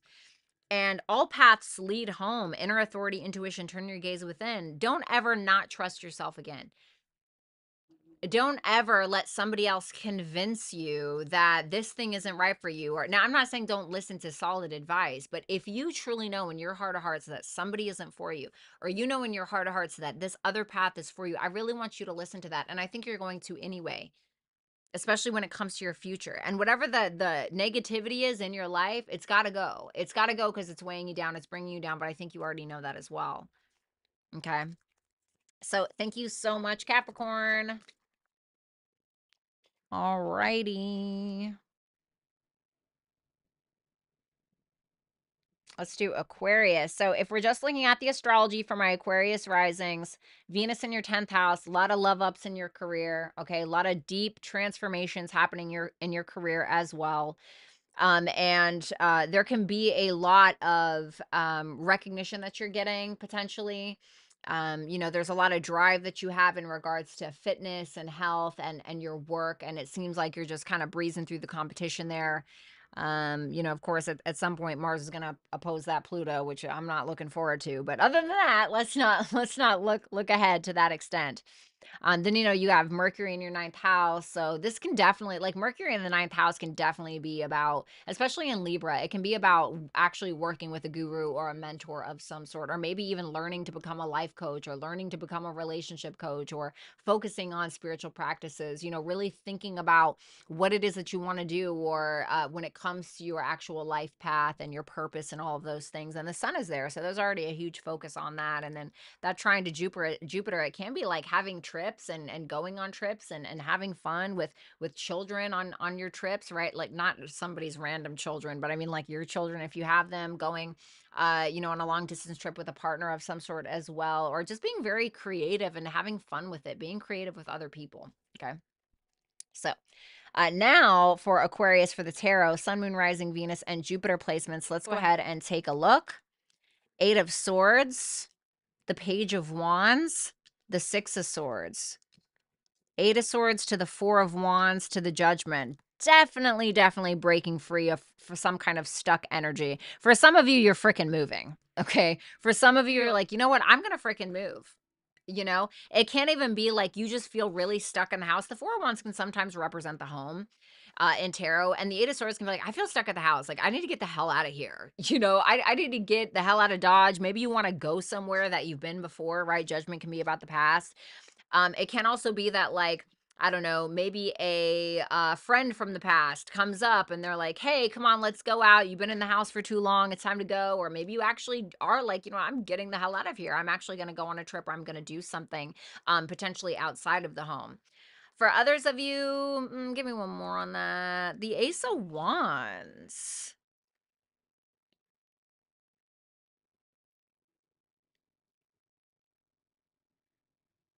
For some of you where you feel like you've been creatively blocked, you're doing something within the home, or it could be potentially that you're going out and somebody that you meet with or somebody that you've known before or somewhere that you've been before is somehow inspiring you in one way or another. Like for instance, a week ago, I went to this really cool cafe. It was like such a cool cafe. And I ended up seeing somebody there that I knew before, that I've known from the past. And, it was a romantic connection. And I was like, oh shit. And like, after I was in this really cool, like eclectic freaking, because I love to write. And after I was there and I met up with this person, like I felt so inspired. I was like, I'm so glad I went out of the house today, and I'm like writing a bunch on my story. But anyway, so it can be something like that as well. So I think that's really positive for you. Yeah. See the Page of Wands, the Sun. I love that. There can be something that you're starting something new, and it's something that's bringing you this level of confidence. And it's so interesting, right? Because the Page of Wands, he doesn't really have a lot of confidence with what it is that he's doing, but he's like, oh, well, I'm going to try anyway. But you're backed by the Sun, which tells me that this is something that motivates you, like in regards to who you are and your purpose. And you're like, I want to explore this. So it's almost like the Page of Wands, with the lack of confidence that the Page of Wands comes with, it's almost as if that's being canceled out because the Sun is there. It's like, yeah, I'm like kind of new at this, but like I know that this is for me, or I know that this is a part of my purpose. And with that Three of Wands, you have the confidence to be able to explore whatever that is.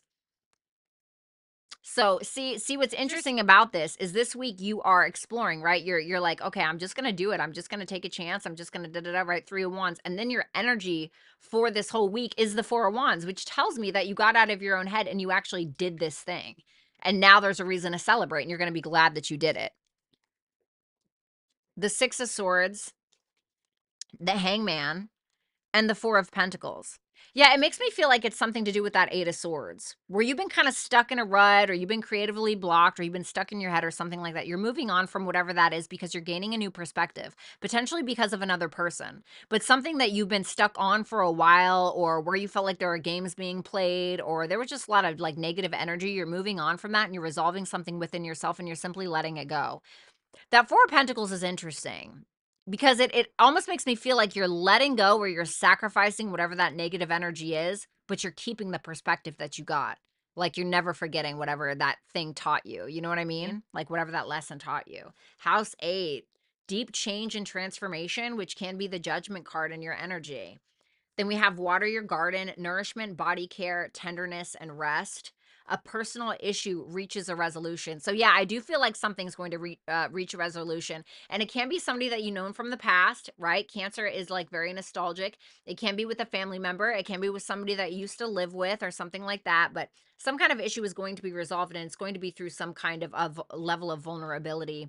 It's really interesting that house 8 is here. Let me see if you're an Aquarius. Nothing's really going on in your 8th house, although your 8th house ruler is in the 9th. So a lot of change and transformation in regards to your belief systems and things like that. That can absolutely be it. But as well, when it says like nourishment, body care, tenderness, and rest, and then you have house 8 here, it's making me feel like you're going through some kind of deep psychological transformation, but it essentially needs to happen because you've been stuck for too long. And so, like, you think about house 8, you think about the death card and how it's bringing on some kind of change that's forcing you to change. That's forcing you to look at something differently. That's forcing you to let go. That's forcing you to end something. That's forcing your evolution in one way or another, whether you like it or not, right? But I feel like that needs to happen for you. And when Pluto goes direct and is going to go in your sign, hello evolution and hello transformation. That's going to be a big deal for you guys. Hold on to your panties. You know what I'm saying? Hold on to your big boy pants. So I really need you guys to take care of you, take care of your health, take care of your body, take care of your psychology, right? Your mind, all of those things. It's going to be very, very important for you. And I think that you guys are going to have a lot of revelations. Potentially, this could even be like revelations about the past. Now I'm getting like revelations about your childhood. And something that's very inspiring, like, it's almost like something that you have been stuck on for a really long time that's effed you up a lot, especially psychologically, and something or someone is breaking you free of that. Oh my god, I love this energy so much. So that's what I have for you, Aquarius. If you guys wanna book a super chat reading with me, you can do so at www.hipsy.com/Violetta Alexis. You can find that in the description box below, or you can just click on the pinned comment in the chat box, okay? So let's see my Pisces. Last but not least, my little lovey-doveys, always having to wait. So patient. All right, let me go ahead and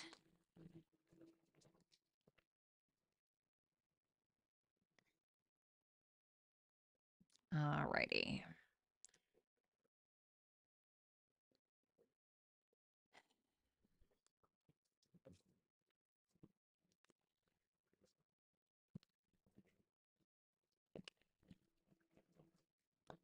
Good for you, Justin. Love that.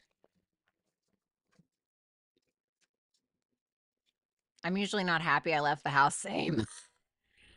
It's very freaking rare. It's very rare where I'm like, oh my God, I'm so glad I did that. All right, yeah, I do love Pisces. Mira is a Pisces, a longtime friend of mine.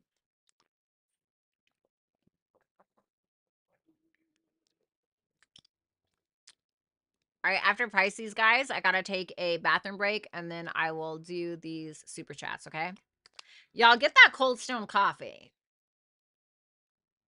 Get that Cold Stone coffee.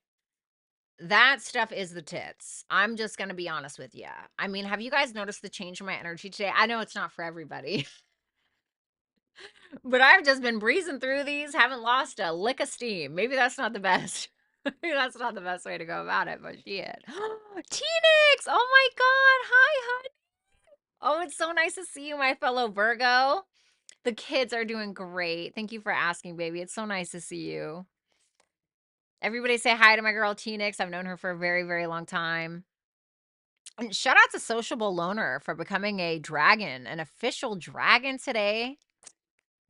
Lays. They should sponsor you. Ain't nobody gonna sponsor a bitch with 35K. I hate to say it, right? All right. Oh, whoops. Sorry. I'm sorry. Pisces risings, when we're talking about the astrology, there has been a lot of change and transformation, potentially when it comes to a partner's resources. You can be working with a CPA to pay off any kind of debts or taxes or anything like that. So there can be a lot of also merging with another person as well, talking about finances with a partner or something like that. There can be a lot of health changes that have been going on as well. I do like that Mercury in the 8th house is in a trine to Jupiter in the 4th house. It can be that you are expanding your home and maybe you're getting a loan, or maybe you're finally paying off a mortgage, or maybe these deep conversations that you're having with a partner. It's like, are we ready to start a family? You know, but basically you can see some positivity coming through the other people's money, taxes, is change and transformation in the home and family life. And then you've had Venus going through your ninth house. This can be, you know, a lot of trips and a lot of travel, a lot of really deep conversations or relationships that you're having with gurus, mentors, in-laws, right? Ninth house can be in-laws as well, but maybe even wanting to like do some kind of trips or travel, or maybe there's love at a distance as well for some of you guys. So let's go ahead and see. Hipsy is here. Hello, Hipsy. Still here. My birthday weekend was wild. My birthday sucked. Honestly, I had a lot of support from my freaking beautiful dragons on here, but my like physical I didn't do shit. I ended up laying in bed, honey. All right, so Pisces, sorry about that. Thank you so much for waiting. Let's go ahead and take a look at your week ahead, the good coming to you. So we have the 5 of Swords. I'm dead, Rach. The Page of Cups. The King of Swords. Let's see that 5 of Swords. Wow. Against all odds, huh? Against all odds, baby. Well, isn't this absolutely this is fascinating to me, because it makes me feel like, and I hate to say it, right, but it makes me feel like somebody tried to, or someone has been trying to take you down in some way, or maybe ruin your reputation, or try to get you to lose some kind of support or something like that potentially, but it doesn't seem like it's going to work. If anything, you're getting some kind of public recognition, or you're getting a little bit of fame, or maybe a lot of fame, I don't know. And it can also be that it was your determination and strong will in order to get there. But for some of you, you've been really doing the best that you can with what you've had. And there can be people who have been maybe a little bit more low vibrational, or people have tried to take you down, or people have tried to undercut you in some way, or push you in a corner and make you feel like crap and hurt you, and whatever the case is. But it's interesting because it's not working. It's almost like somebody's negative intent backfired. You ever heard that saying, like, return to sender, right? um Return to sender, it can be like a spell that witches do. So like if somebody's trying to send bad energy towards said witch, right, the witch can like send that bad energy back. That's almost what it feels like. And why I don't think you're sitting over a cauldron, you know, drawing up any spells or anything. It does feel like some negativity that someone tried on you is bouncing back onto them like a frisbee or whatever, a boomerang or whatever the case. But it seems like this public recognition, or this support, or this belief that other people have in you seems to be healing you in some way. You're just kind of like, it's almost like that energy of just been really torn down for a long time, and it's like you finally succeed, and you just like, you know, it's finally nice to win one. That's what it feels like. Then we have the Page of Cups with the Hierophant and the 8 of Wands. Interesting. So like I said, it can be love at a distance. Absolutely, it can be love at a distance. Some of you, this can be you, okay? So some of you can be offering a relationship. You can find that you and this person really connect on a spiritual level, you know, maybe have similar beliefs, or you guys are going back and forth in regards to your beliefs or what it is that you know. And these can be very stable, grounding conversations, like I stated before. For others of you, somebody's offering this to you. But it seems like some kind of love that is very positive and sweet, but there's also like a heavy component to it, but not in a negative way. It's like that heaviness of like, okay, this can really be something here. For others of you where you are already in a relationship, it can be that you're traveling to go see somebody at a distance, or it can be that you guys are taking the relationship to a next level, and you know, you guys are having some kind of emotional conversations that where things are moving very, very fast. This can be like a relationship that moves very fast as well. The King of Swords, the Empress, and the Ace of Pentacles.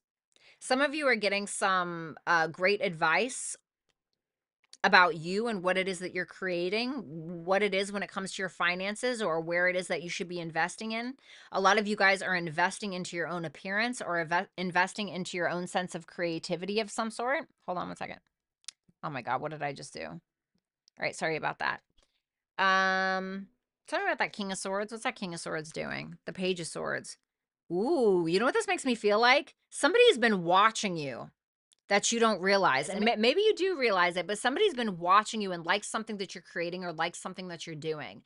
And the fact that we're going from the Page of Swords to the King of Swords, it makes me feel like we're jumping to something. Like somebody wants you for something, or somebody's attempting to offer you an opportunity or offer you a sponsorship. It's something where you can make money off of it.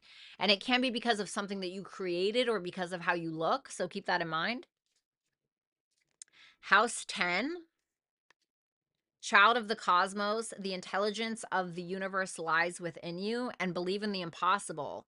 Didn't I say it's like house 10 can be your reputation? So, like I said, somebody was trying to ruin your reputation or somebody was trying to hurt you or something like that. But to me, with this believe in the impossible in house 10, it's like what I told you, where it's like you thought you were going to lose or you thought you were going to be taken down or what, right? Like being super dramatic. But it's almost like that. It's really nice to win one. You know, that's the moment. Like that is the moment next week for you. Um, the intelligence of the universe lies within you. What do you mean by that? The 8 of Cups. Yeah, it's like something that you allowed the external world to manipulate you about. Like make you feel like you weren't shit or made you feel like you were ugly or made you feel a certain way about yourself when it's like you know the reality of what it is that they're saying or what it is that they're doing. It's almost like projection. And so it's trying to tell you to listen to yourself and to stop listening to outsiders telling you crap about yourself because they're projecting their own insecurities onto you. So something to think about, but believe in the impossible next week. I feel like it'll be worth it. Thank you so much, Pisces. If you guys want to book a super chat, you can do so at hipsy.com/Violetta Alexis. You can find that in the description box below, or you can just click the pinned comment in the chat box. Alrighty, guys. So I'm just going to use the restroom really quick. And then I am going to do super chats, okay?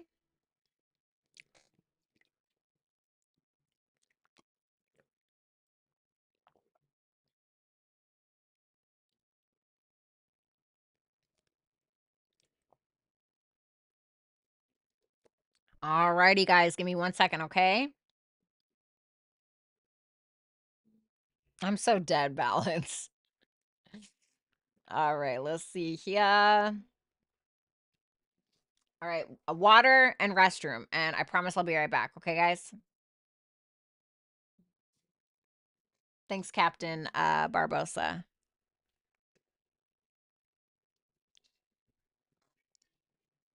Hello, Valeria.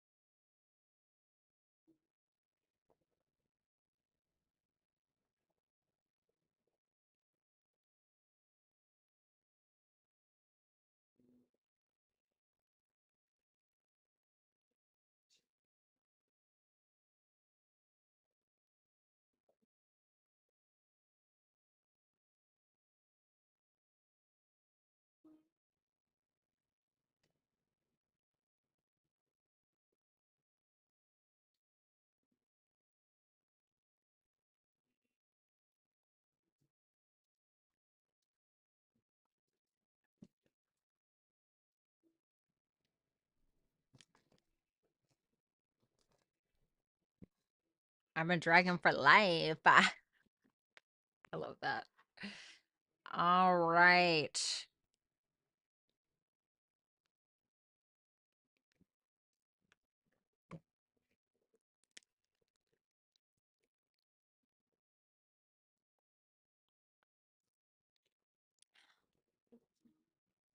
Aw, you're welcome, Violet, of course. What's up, alien? It's nice to see you, baby. All right, guys, so now we're going to go ahead and do super chats. There are some super chat slots available. You can do that at hipsy.com/Violetta Alexis. Like I said, that information can be found in the description box below, or you can find it as the pinned comment in the chat box. If you guys want to book a personal reading with me, you can still do that on hipsy.com, or you can do that on my personal website, violettaalexis.com. Make sure that you guys are following my writing Substack. I do writing, so if you want to read some of it, you can do so at www.wheredeadflowersbloom.com. And we are going to go ahead and do super chats now. So let's go ahead and see. All right. Let me go ahead and shuffle some of these.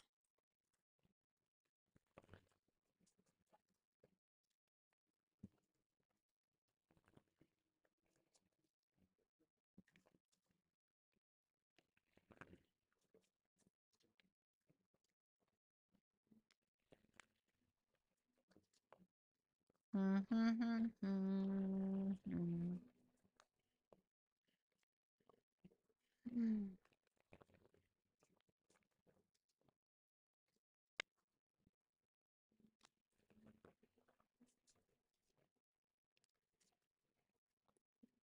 right.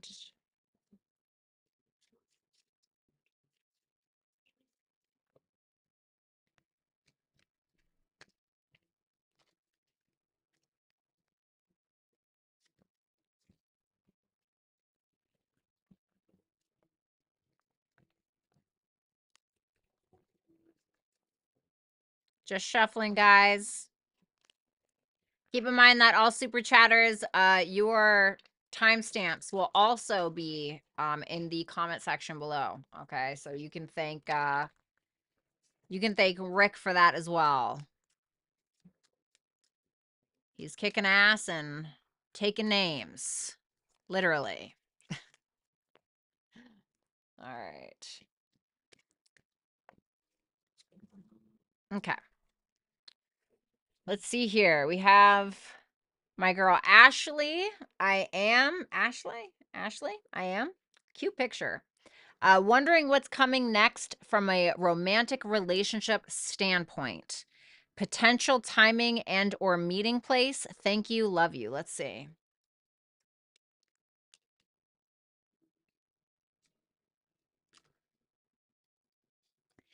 The Seven of Pentacles energy always takes a while, you know.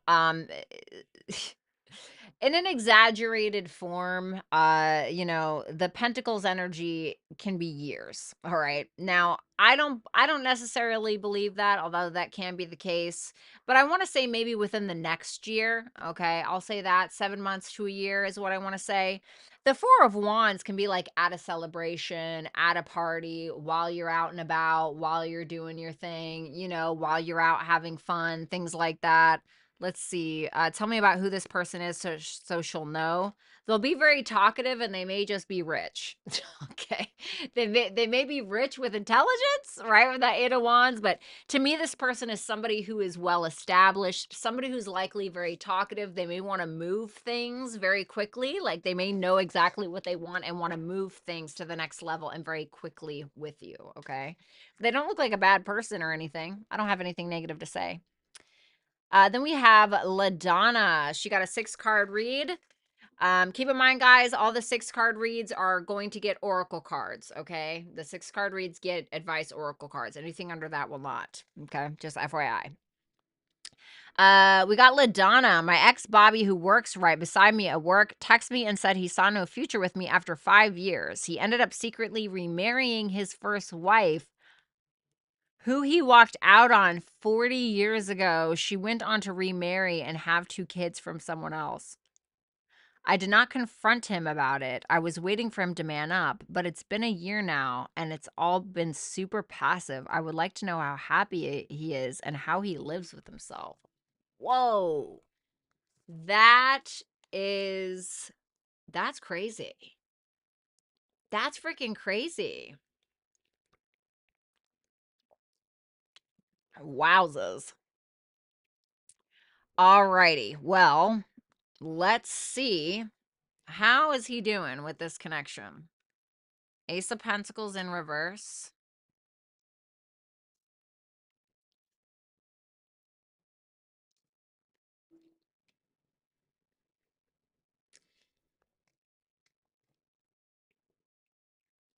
So, although he feels like he did miss an opportunity with you, to be fair, especially with that Ace of Pentacles in reverse right here. Okay. That intuitively tells me that that's you.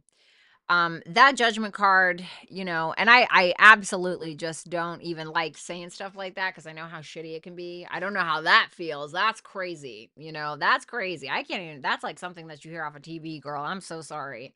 But with that Judgment card, this is something that he feels like he needed to do for himself. He feels like this is a part of his path in some way. I think that there are some things that are still maybe kind of under the surface between these two, as there is with probably every relationship. But that Four of Swords in reverse tells me that it was his decision to heal this, and it's something that he wanted to do. And now he has some kind of broader perspective. He's willing to make sacrifices. You may have been one. You know what I mean? As shitty as that, you may have been a sacrifice in one way or another, so he could have this. But he does have a broader perspective. I think that they're doing okay, is what this feels like to me. How does he live with himself? Let me see.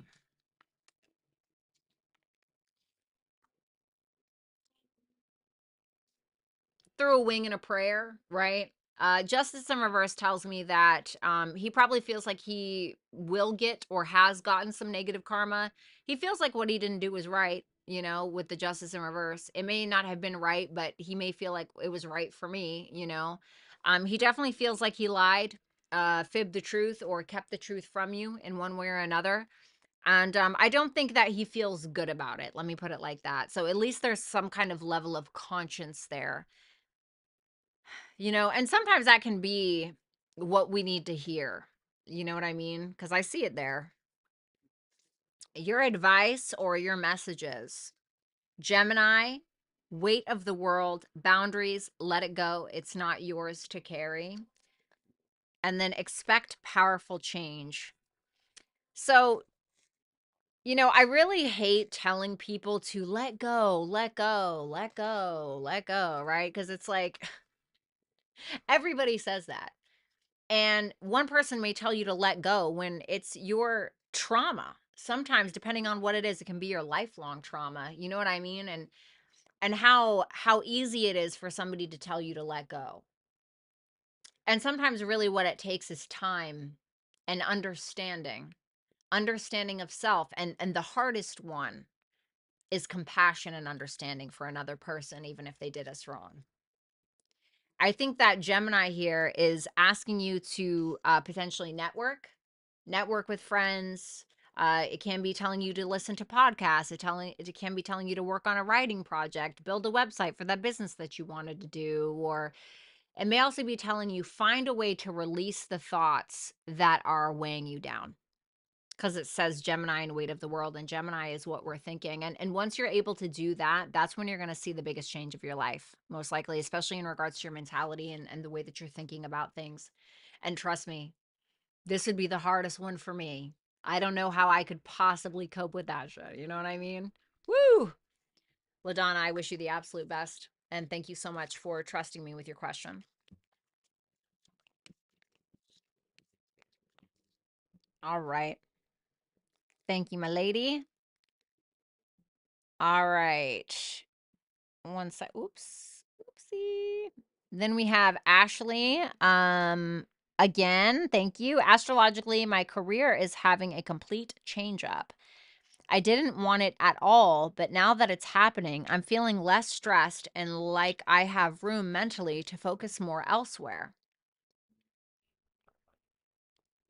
I feel like I'm supposed to start writing more, but this could just be wishful thinking or fantasy. What do the cards say about it? Thank you. Happy Friday.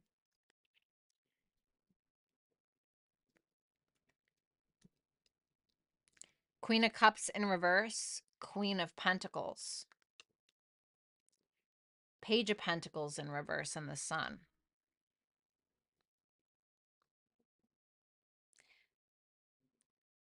If you're thinking that you're going to miss out on something else because you want to write, it's the opposite.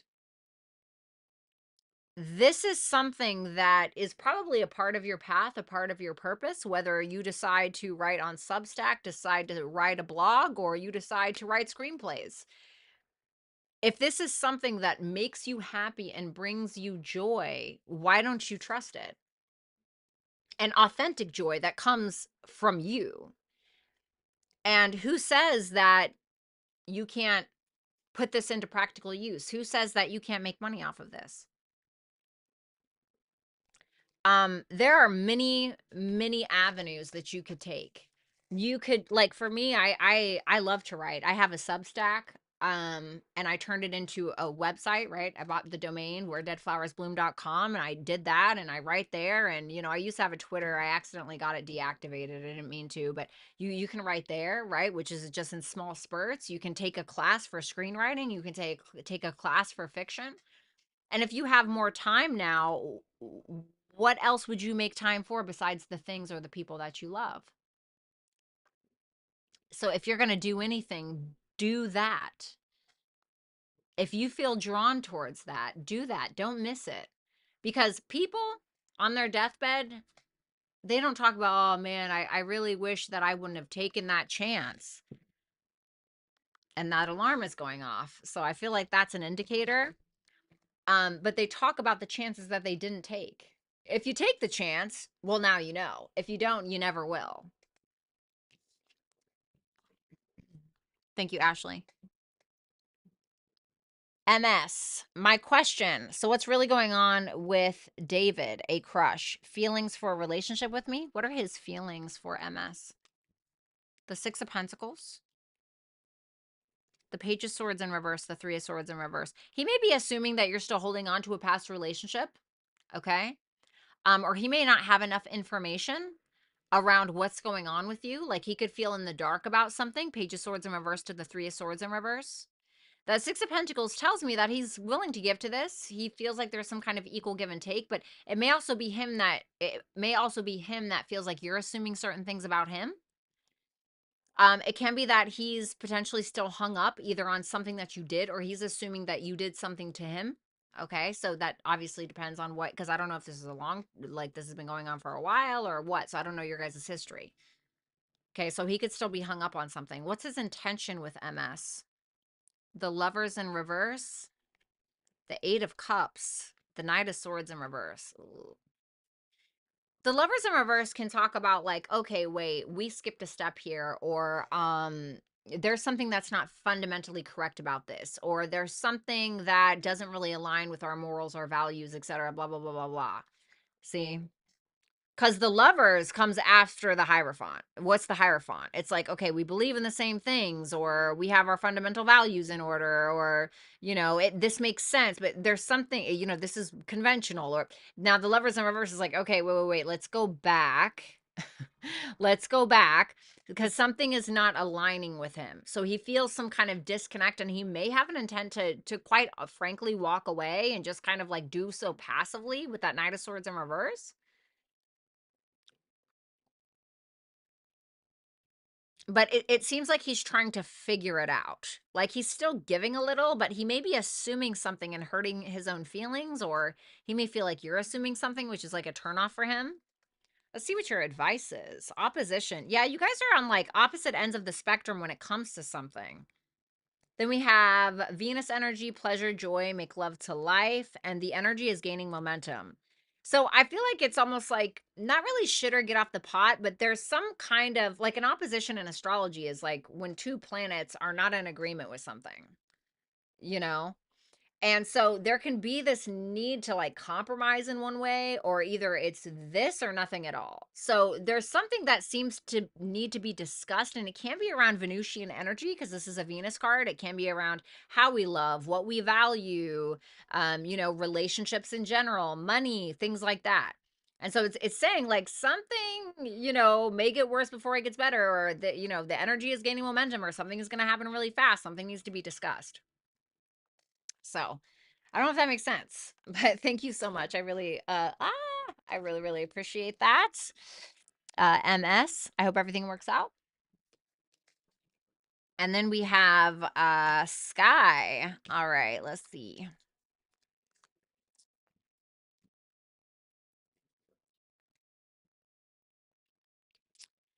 Hi V, I'm applying for this position at work and would like to know what my chances are. I don't feel very supported, but I wonder if that's just in my head or if my intuition is incorrect. I am talking to E about this opportunity. Would this help? Overall, just want to check in on my chances for getting this job. Thank you. What are the chances of her getting this job? The Fool, the Nine of Wands, and the Wheel of Fortune in reverse. What I really want to say is make sure that you're being mutable. Okay, so make sure that you're going with the flow of things. I do think that you absolutely have a chance, but it's really about letting go of not necessarily what you already know, but how you've been doing things. So the Fool is about a new journey. Okay, it's about trusting. And the Wheel of Fortune in reverse is like somebody trying to control something too much, or someone trying to make something fit that doesn't fit, or trying to force something. It's asking you to go with the flow of whatever it is. I think that your chances are high, but you're going to have to fight for it in one way or another. Okay. With that Nine of Wands is telling me that you can come out on top, but just make sure that you're being fluid. So try not to hang on to control too much. Just try to like adapt is what I want to say. Make sure that you're adapting, okay? And then would it help to speak to E? Ace of Wands, Empress in reverse, the Seven of Swords. I mean, it could be a very inspiring conversation. I think you might be doing too much, but it can help. The Ace of Wands can be like a yes. So it can help, especially when it comes to if you're feeling a little down or you're feeling a little afraid. This person can kind of fill you in on something that maybe raises your confidence a little bit or helps you like unblock your thinking or unblock your sense of self-worth or self-value when it comes to what you bring to this job or something like that. You know what I mean? We have Yin. We have Breath of the Cosmos, My Will to Thy Will, Micromanaging the Universe. Yeah, so like don't try to force something. Don't try to, because Yin is all about like receiving and trusting, right? And not trying to like make sure that you're adapting, just kind of like whatever wave comes in, look at it without judgment, let it go, let the other wave come back. And you know what I mean? So it makes me feel like it's exactly what I already told you. What do you need to release? Probably the need to control something or need to force something or push something. So just kind of chill out. I feel like there's an absolute opportunity for you to be able to get this, but you're just needing to adapt. I don't know if that makes sense. Thank you so much, Sky. I really appreciate you trusting me with your question. Let's go ahead and move on to my girl Paris. Ow. Hey girl. Is Leo man going to come towards me and why is he stalling? Show me, is Leo man going to come towards Paris within the next 2 weeks? Two of Swords with the star in reverse. He's like in limbo. He's in limbo. He's not really sharing anything with you. He could be unhealed from something. I feel like I've gotten the star in reverse a couple of times for him, but it seems like he's just trying to keep the peace. But he's also not making a decision. It seems very passive, if anything. It can be from a lack of hope, you know. It can be him being afraid to share something with you as well. But I don't know if I'm really getting that. But the Two of Swords is like, I'm not really going to make this decision, right? It's like he's purposely keeping a blindfold on. Why is he stalling? King of Swords in reverse and the Hierophant.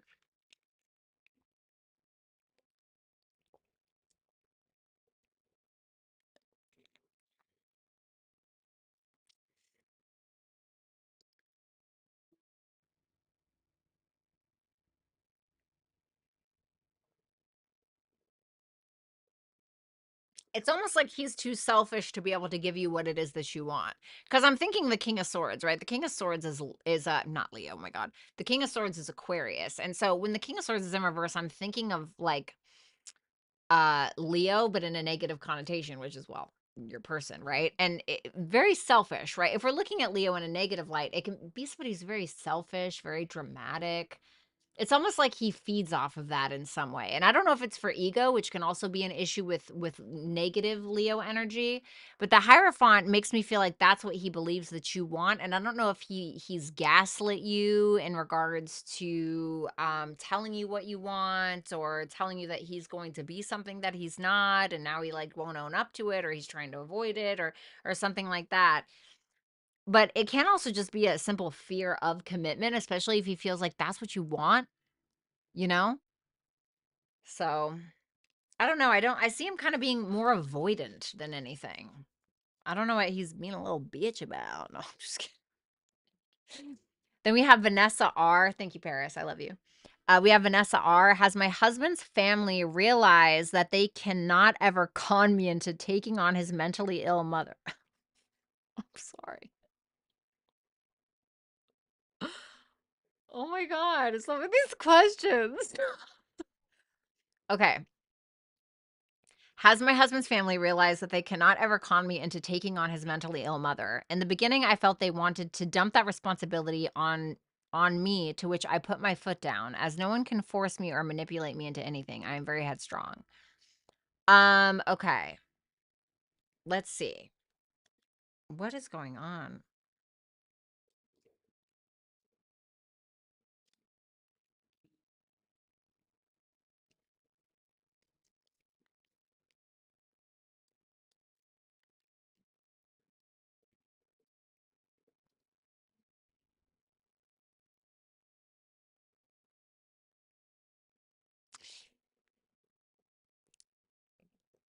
See that Page of Cups? That makes me feel like this is them asking a question. You know, it's out of love. It's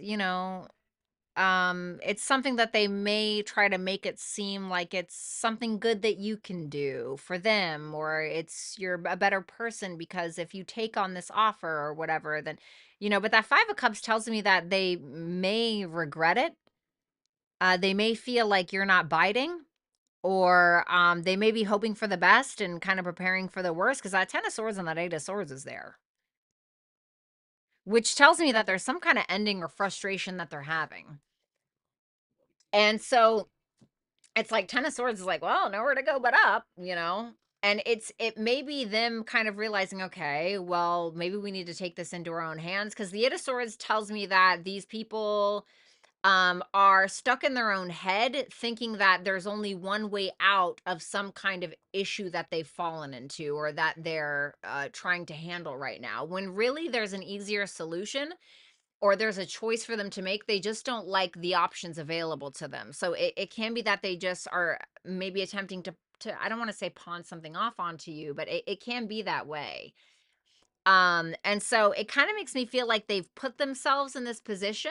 I don't know if it's due to bad planning, or it's, just maybe they were trying to manipulate you, but if they haven't realized now, they probably will shortly, especially with that 10 of Swords. Okay, but it doesn't look like it's gonna go over well. So if I'm gonna be totally honest with you, you may end up dealing with some kind of drama, okay, or some kind of harsh ending that's happening. But it's really interesting that it's like showing up as very sweet, Page of Cups, but when it's like you won't do it, then it's like, oh, hell breaks loose or something like that with that 10 of Swords and that 8 of Swords. Do you know what I'm saying?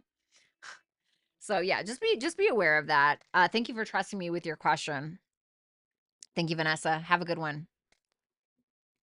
Luke Goodwin. Ah, Luke.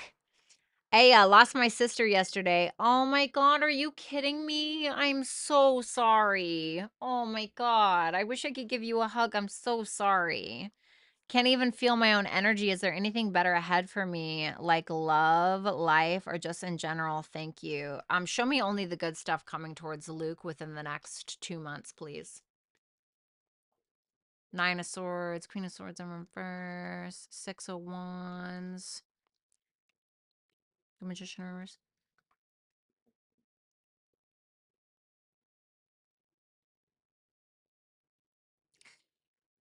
So with that 9 of Swords and that Queen of Swords in reverse, if there's been like a woman in your life, I'm not talking about your sister, but if there's been a woman, another like woman in your life who's been like mentally ill or going through a really rough time or something like that, I see that alleviating due to some kind of support around her. However, this can still be you. If you've been feeling overly emotional or really in a rut, which like who could blame you, especially with that 9 of Swords and that Queen of Swords in reverse, especially considering what you told me, which I'm so sorry about, by the way. It seems like that's alleviating because you're getting some kind of recognition, or you're getting some kind of public support, or maybe you're getting promoted, or you're getting like a little bit of fame, or there's something where other people are lifting you up or seeing something in you that you don't see in yourself, especially when it came to some kind of self-doubt, or when it comes to some kind of self-doubt that you have around your talents, gifts, skills, and abilities, especially around something that you felt like you were manifesting that didn't come into fruition. I see it kind of happening within the next month or two. So I think that's something that you have to look forward to. And my heart goes out to you. And if I could give you a hug, I absolutely would. I love you to pieces. Please take care of yourself and your mental health and all of that. Okay. God, that's so sad. Sorry, guys. 1 second. Oops. Let me turn that off. Sorry about that.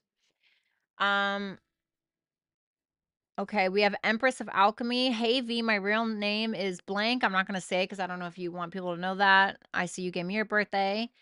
My question is, what are Jay's current feelings slash intentions with me since we reconnected? That's his birthday. Okay, let's see here. What are Jay's real feelings with Empress of Alchemy? Seven of Wands, the moon, the Temperance in reverse. There's a fear here. There's some kind of fear that this person has. It's almost like he's suppressing it. He may feel defensive, or he may feel like he doesn't know how to maintain this connection for whatever reason. I don't like that Temperance in reverse with the moon. It makes me feel like he feels as though he needs to hide something from you. What is that thing? Four of Cups in reverse. It makes me feel like he wants to maintain this, but he's afraid to tell you something. The Temperance in reverse can sometimes be like people who don't know how to handle life, or people who are overdoing it in one way or another. And sometimes that can talk about, the moon in tarot is Pisces. Well, Pisces can be like, well, Neptune specifically, but it can be like escapist tendencies, addictions, mental health issues, things like that. And he could be like, I don't know, going to the bottle sometimes for that, or I don't know. I don't want to say he's like addicted to porn or the bottle or something, but I feel like there's some unhealthy coping mechanisms potentially that he has when it comes to dealing with life that he may be afraid to tell you. And for some reason, this may be on his mind, and I don't know why. Maybe it's because he feels like, oh, you're such a person that's got it all together, or you're such a mentally healthy person, or I don't know who you are, right? But it can be something like that. What are his intentions? I think he wants to be honest. Six of Swords in reverse tells me that he may want to revisit some kind of issue, maybe, that you guys have had in the past. He wants a return, okay? And with that Seven of Cups in reverse, he's not like seeing through rose-colored glasses. He's being very honest with himself, maybe just about his fears. I don't know if he's totally been honest with you yet about something, but and of course, the Temperance in reverse can just talk about a sense of discontentment. Okay. Feeling like poor me, especially with that Four of Cups in reverse energy. But I think he wants to, Seven of Wands can be sometimes like competition. He may be willing to compete for you or maintain this. So yeah, I don't know. There's advice is Scorpio. And then Earth School, life lessons, soul growth, study, higher learning. Confidence is your key to success. Double fixed energy here.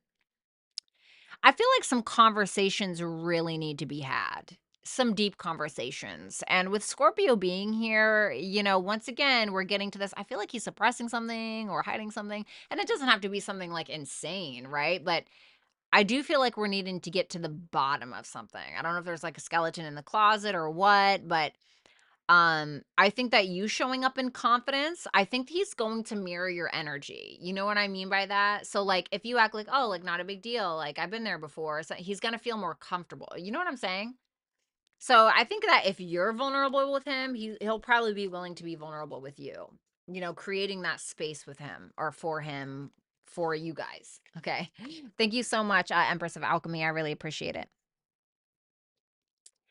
Um, we have Amelia. Hello, Amelia. Oh, I love her. What spiritual gifts? That's a really cute picture, by the way. What spiritual gifts slash strengths do I have that will differentiate me from other tarot astrology practitioners? Let's see. Three of Wands,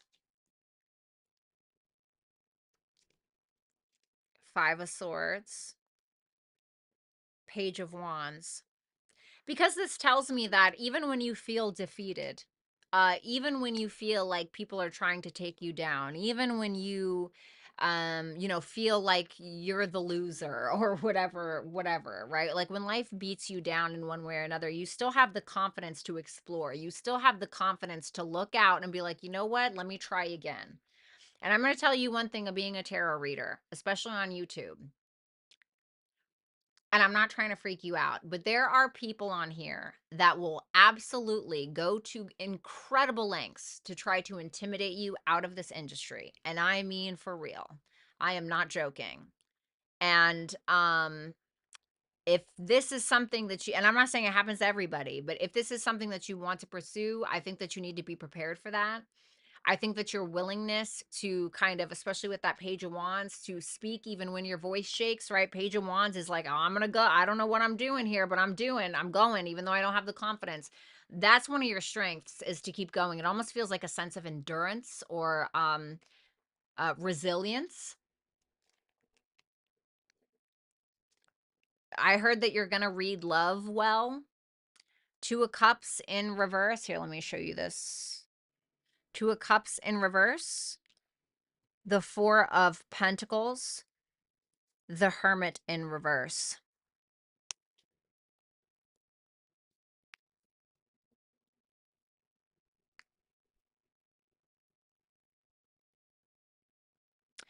You have a great sense of self-awareness, which I really think is going to help people connect with themselves better. I think that you're going to be really great with being very responsible with people's feelings, connecting themselves with themselves. And I think it's because you're connected to yourself. I think that you've probably been through the ringer a few times where you felt very disconnected from other people, from yourself, etc. But you probably went through a really harsh journey that taught you a lot about yourself. And because of that, you are more responsible, or you have a higher or more responsible, mature perspective of things, which is probably going to help people. House 6. House 6 can be daily routine, day to day, self-improvement, the daily grind, being consistent. Then we have called soul gifts and training. It's time to step up. Well, that kind of gives me 6th house energy. A new romantic cycle begins. So remember when I said I think that you'll really be good as like a love reader? It doesn't mean that you won't be good at other readings, but I think that might be your specialty potentially. I think with a new romantic cycle begins, that can be like asking you to collaborate with people. Now, it can be that you end up meeting a partner if that's something that you're interested in. If you're single, you can end up meeting somebody, or it can just be like, hey, like you'll end up meeting a lot of new people, or blah, blah, blah, right? I feel like this is probably like the occult or something in this, whether it's tarot or just in this particular genre or under this umbrella, is probably for you. And it's probably something you could actually make a career out of. But it's telling you that you're going to have to be consistent. You're going to have to get your hands dirty. You're going to have to do the work if it's something that you're interested in. Okay. Thank you so much, Amelia. And keep in mind, guys, you guys can always book full-blown personal readings with me on hipsy.com/Violetta Alexis, okay, if you want a full one. All right, let's see here. Oh, you're so welcome, Luke. Absolutely. All right. We got my girl, Stacy Boyer. What does Spirit want us to know right now about navigating through current affairs of the world? Thanks, V. Sure. That's an interesting question. 3 of Cups in reverse. Knight of Cups in reverse. It really makes me feel like a lot of people are being petty, okay? 3 of Cups in reverse can be like petty gossip, rumors, drama over what? This is giving me like social media vibes, although it doesn't have to be that. But with that Knight of Cups in reverse, this is like jealousy, people being in a mood because of what other people are doing, when people probably really just need to focus on themselves. I think that a lot of the times we can be so like we don't want to be self-reflective, or we don't want to live our own lives, or we don't want to, that we're focusing on everybody else and being so judgmental of everybody else, when I think that what people really need is a place to feel vulnerable, a place of understanding, a place to be able to express themselves and not feel tormented for it. Now, it doesn't mean go out there and say egregious things that are so incredibly offensive that it's just like, my God, you know what I mean? But I think people more so need to be there for one another. I think that people project others. I think that people project onto other people. And I think especially with this, the strength in the Six of Cups in reverse, people being petty, people need to grow up. I think that like the government, I think society specifically, I think that they try to pin us against one another, and it's all it is a distraction. Oh, let's, create some, all celebrities, for instance, are used for as pawns. They're just used as pawns to distract society. you know they use certain standards to be able to turn women against one another, or turn women and men against one another. I mean, just look at everything that's happened with the men versus women stuff, and how absolutely outrageous all those podcasts have been, when that's what people want, that's what the elites, or that's what the government, or whatever, that's what they want. Because if we're too busy fighting each other, then how could we possibly unite and really fight the good fight, right? Whatever that may look like, which we've seen so much stuff out in the world. Like, I feel like we know exactly what that looks like. I feel like we know exactly what face it has, and it's an ugly one. And I think that us being more unified, instead of being so childish and petty and focusing on the stupid shit that we shouldn't be caring about and turning against each other because somebody was wearing a certain thing, or because somebody got a BBL, or because somebody got their tits done. Who fucking cares? Like honestly, who cares? Who cares what the Kardashians are doing? It or whatever. It's all a distraction. And that's what it is intended to be. So, that's what I think. Thank you, Stacy. We have Tina Murphy. What advice do you have for me about starting my YouTube channel? The Tower, be ready. The Three of Pentacles in reverse. The Nine of Cups. The King of Wands. Well, the Tower is asking you to let go of whatever preconceived notions that you may have.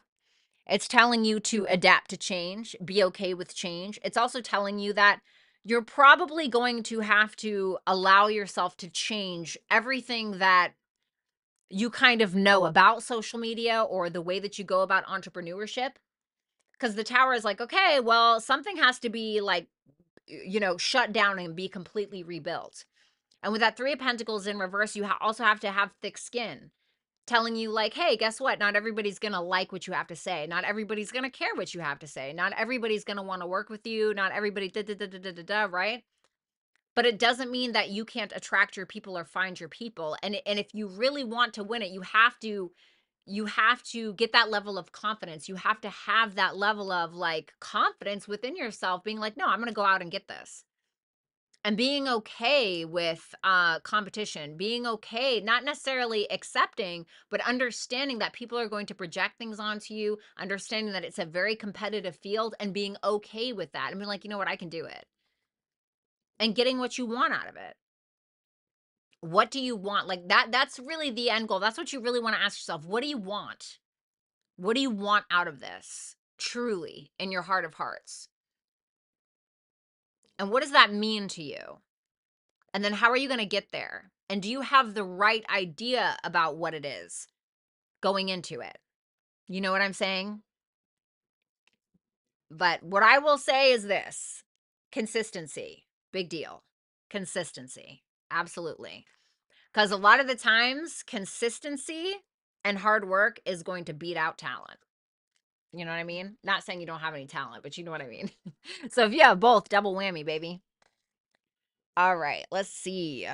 Thank you, Tina. Then we have Matthew Cortez. What is coming to me in regards to love? Thanks, V. I got you. Two of Wands in reverse. It could be kind of slim pickings. You know what I want to say is this, you could be a little conflicted. It may be asking you, or God may be asking you, life may be asking you, hey, I need you to get out of your comfort zone a little bit. Those dating apps that you've been doing for 5 years, not working for you. You know, go to a fucking cafe. You know, I don't want to say that like that's what it is, but it's asking you to do something different, or it's that you're needing to choose different for yourself. You know that show Love is Blind? I love that show because it's not about looks. It's about falling in love behind a screen and you can't see the other person. And it's about choosing that person and deciding whether or not, like, is love really blind? You know, so like maybe going after a person that you're not usually used to, going out to a place that you're not usually used to, potentially meeting love there. You know, I don't know, try speed dating. You know, you never know. Try an eHarmony profile. You know, for real, like do something, basically do what it is that you have not done. And don't take yourself too seriously with that 5 of Wands. That can be like ego. Like our ego's tripping us up and we're actually getting nowhere because of it, you know? It's kind of like that, get over yourself. You know what I mean? And then we have the 10 of Wands in reverse, the Knight of Pentacles in reverse. 10 of Wands in reverse is like, why are you biting off more than you can chew, or why are you making this a bigger deal than it needs to be? And it's next to the Knight of Pentacles in reverse, which can be like caring too much about what other people think, you know, which can be like stopping you from coming out of your comfort zone in one way or another. So I would say like coming out of your comfort zone, doing something that you usually don't do in order to find love. Thank you, Matthew. We got my girl, Faye. Hey, Faye. Hey, V, besides that, I'm clearly becoming addicted to tarot. Please share any messages for my highest good. Okay. Oh man, I've been there. I have absolutely been there. Let's see. Ace of Cups, 9 of Pentacles, the Queen of Wands. Okay. This is about starting something new that you love, something that's going to nourish you. The Ace of Cups, well, it can be about following our heart.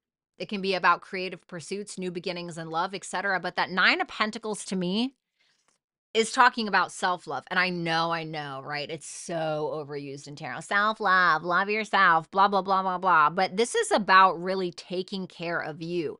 And who's to say that you couldn't start a tarot channel or a tarot business? You know what I did? I was doing that. I was so addicted to tarot that I'm like, I'm spending way too much money on this, or and not way too much money. I'm spending way too much time on this, and like nobody's paying me to do that.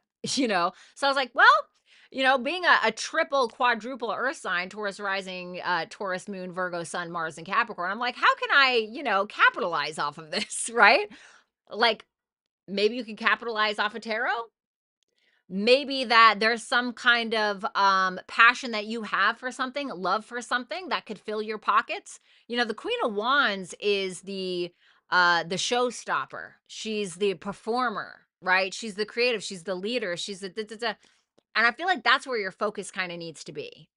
I feel like that is where your focus needs to be, and not caring about what people think. And it doesn't have to be tarot. You know, what is that thing that you love? Because you're needing to do something that's more emotionally fulfilling. Because I feel like with the tarot, it's more so like you are consuming sugar as opposed to vegetables. People can only live off you know, and this is all metaphorical. People can only, well, I mean, this is literal too, but metaphorically, people can only live off of, you know, ho-hos and gumdrops for so long until they need something of substance. And not saying tarot doesn't have substance, but it can get you caught in this hamster wheel of just watching, watching, watching. What's going to happen? What's going to happen? What has happened? How do I feel? How does this person feel?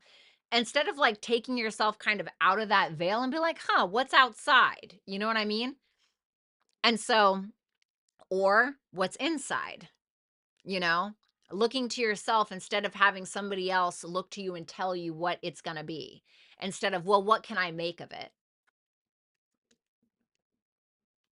Death, 8 of Pentacles. 2 of Pentacles in reverse. So it can be telling you this is a time for you to evolve. This is a time of self-mastery. This is a time for you to work on something that you've been needing to work on, and something that, like I said, you need to perfect, or something that you need to master. And with that 2 of Pentacles in reverse, it can tell you that you're maybe taking on something that you shouldn't be taking on too much, when really you need to have a laser focus on something else. And the 8 of Pentacles can be, you know, learning things, your work, what is it you're passionate about? Ace of Cups, 8 of Pentacles, right? We have Venus, self-love. What did I say? Self-love. The seas of Mintaka, seeing potential, bringing unconscious to light, and the answers you need are coming. No, I don't think so. I think that they're already within you. And it's about the thing that you love. It's about the thing that when you do it, right? For instance, when I write or when I work out, I feel incredible. My confidence is, I feel like I'm, in my purpose, I'm in my modality. I'm doing me, and it brings me self-worth and self-love. And I don't need anybody to tell me, oh, hey, like you should be writing. I already know that I should be writing. And I don't need to know what's gonna happen every week, because it's gonna be what I make of it. Now, tarot is a tool, and that's something to remember. It's not to be abused, right? And I've been there. I've been there. That's why I was like, you know what? I have to turn this into like a career, or I have to turn this into something where I'm actually like fulfilling a purpose by helping people. But it's really about what you make it. So it's about like, okay, this is the energy. Now, how can I shift this into making it work for me? How can I change this to my benefit? You know? So I hope that that makes sense because I feel really sad when I see and I'm not saying that this is you, but I see some people that are like, oh my god, like I wish the energy was better for next week. Well, do something to make it that way. This is not the end all be all. This is just a tool so that way you can know what to expect and how to maneuver through it and how to change it to your benefit. You know what I'm saying? I hope that helped, Faye. I love you to pieces.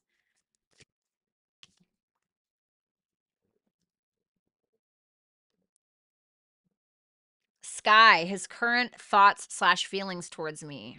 What is his thoughts about Sky right now? I don't really like that King of Pentacles in reverse with the Ten of Cups in reverse because it makes me feel like he's not really either he's not willing to be emotionally supportive or even financially supportive. It doesn't even feel like he's willing to like fully commit or anything like that. Why? The Emperor, I have bigger fish to fry. I'm detached. I have bigger things to do. Like he's trying to get into his like divine masculine energy, which doesn't mean that this can't work out at some point, but that Emperor is making me feel like he's has a like some kind of big responsibility that's more important or something. Feelings, hyper he's very sexually attracted to you. He may even feel like you guys have potential, but it seems like he has a bunch of other stuff going on. Thank you so much, Sky. We got my girl Paris. Is Cancer man coming back around? Is he coming back around within the next month towards Paris? The World, the Five of Pentacles, the King of Cups, the Chariot. He's real iffy. So I feel like the World and the Chariot's going to trump these other cards anyway, especially that Five of Pentacles. I think there's going to be some kind of conversation or some kind of like closure or understanding that he's probably going to communicate to you, and it can be around a fear. But if there's been like any kind of blocked energy or something like that, you guys could be finally coming out of that. And I feel like with that King Cups, that's him, as is the Chariot. He's showing up in his higher vibrational self, which makes me feel like he is taking some kind of action towards you. I don't know if he's being fully vulnerable. The King of Cups isn't necessarily one to spill his emotions, but he is one to be supportive of them. You know what I'm saying? So do I think he's coming back? Yes. But it feels like a closure about what if he like ghosted you or if there were things left unsaid. It feels like and it's positive because it's the World. So I feel like there's some positive conversations that are going to be happening between the two of you. And it seems like he's emotionally motivated to have some kind of emotional victory with you. So I'm going to say yes. Let me shuffle these real quick.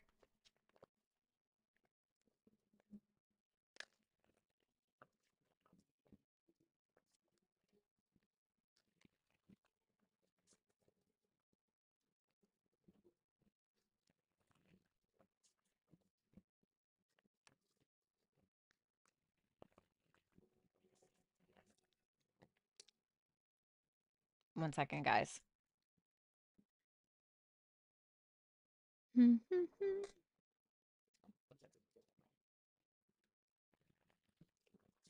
I'll definitely have to check that out, Balance. Oh, you're so welcome, Faye.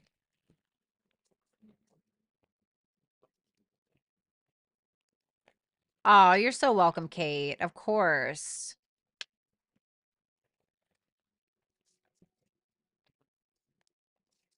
Thanks, Lori. Oh my God, Sean, I was talking about you earlier. I got hot during the Taurus read, and I was like, where's Sean to call me out? All right, let's see here.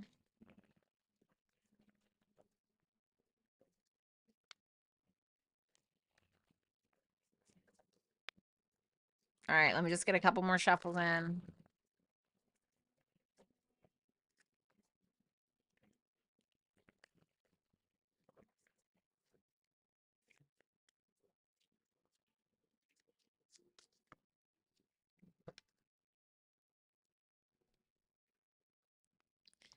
Okay.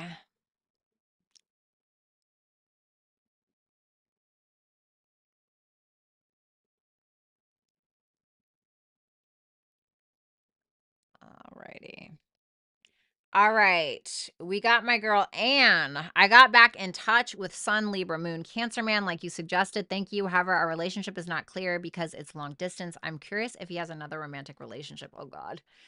Ugh. Does the Cancer Man have another romantic relationship besides Anne? Ugh.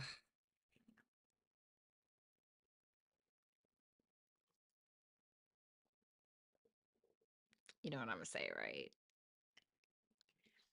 So, and this is obviously, I know me, I'm hella emotional. I got my moon in my first house, baby. I don't care if it's moon in Taurus exalted, honey. I'm very emotional. Okay. So I wouldn't even be able to, I would never even ask tarot questions because I couldn't handle it. um, I don't know if it's necessarily romantic. Like it is romantic, it has those romantic vibes, but it seems more promiscuous, or it seems more here for a good time, not a long time. It seems more sexual. My answer would be yes. It doesn't feel like it's, oh my God, I'm in love. It feels like sex, or I'm not saying he's having sex, but it feels very sexual. Something that maybe makes him feel like a man, or makes him feel like top dog, or whatever. Mm. What's going to happen with it? Tell me more about that connection. The Five of Wands. Yeah, it's like about his ego. It's about, it makes him feel like the man. It's about his ego. There can be a little drama between him and this person, but it is essentially about his ego. And the King of Wands isn't like a bad guy, right? Neither is the Knight of Wands per se, but the Devil and the Five of Wands, and he can be feeling a little conflicted about it because of you. But I'm not gonna lie, it may he is pursuing it. Okay. I hate to tell you that, and I hope that I'm wrong. I hope that I'm just the worst freaking tarot reader that ever lived, and like all my, negative responses just never happened. You know what I'm saying? So it's something to think about. But I think my answer would be yes in this spread personally, okay? I love you. Listen, baby, go put on the red dress, put on the red lipstick, go out on the town. You know what I'm saying? I'm just kidding. But do whatever you feel is best for you, okay? Michelle Inman, my friend made apologies after ghosting me for months, right before our mutual friend came into town. My friend apologized after ghosting me for months, right before our mutual friend came into town. He then got really mad at me on the trip that we took all together, and a couple of weeks later almost broke off our friendship again. Should I take a long cooling off period, double my efforts, chill out, or just accept that I'm just dispensable to him and withdraw my energy? What should she do?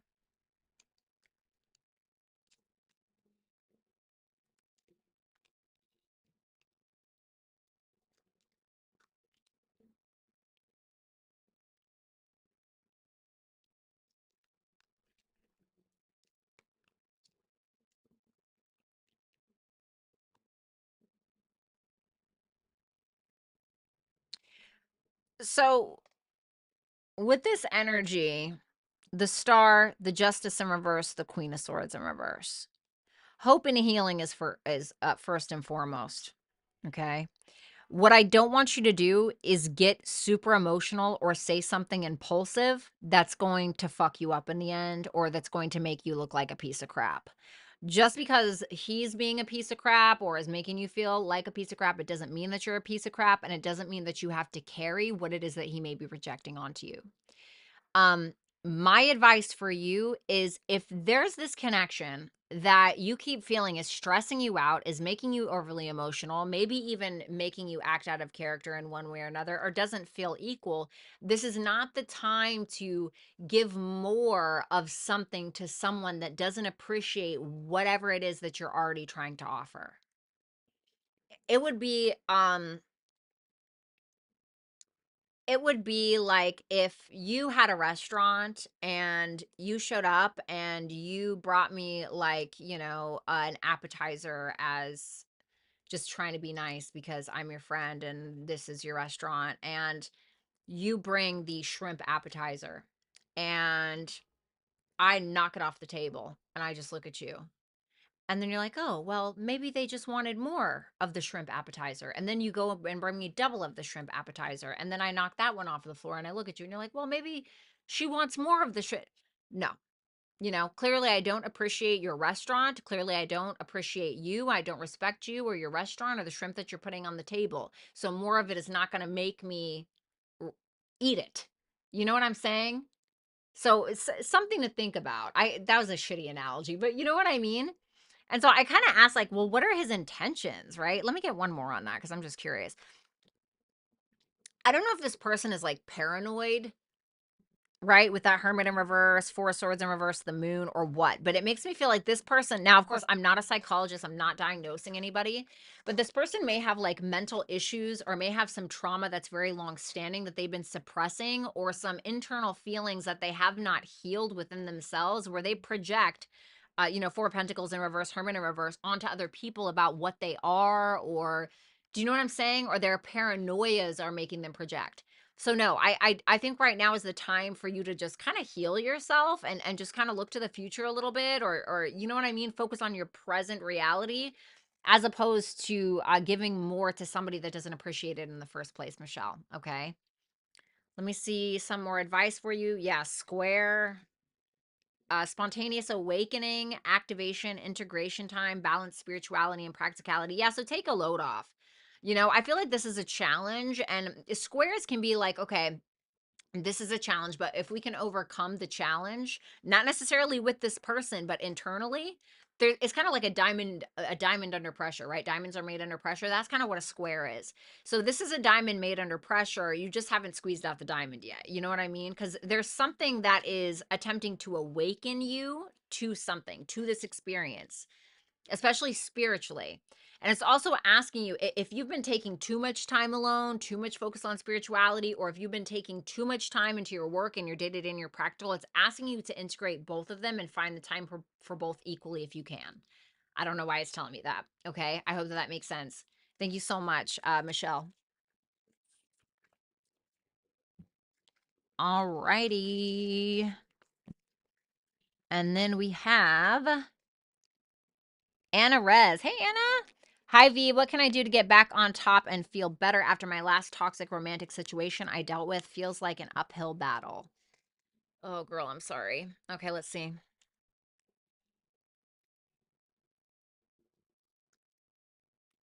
The World, the Two of Pentacles, the Six of Wands in reverse.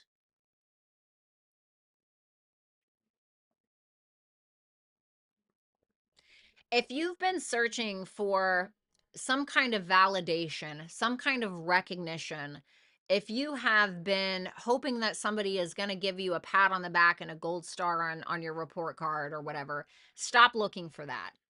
Stop looking for that last piece of like closure that you feel like you need. You are already a whole person.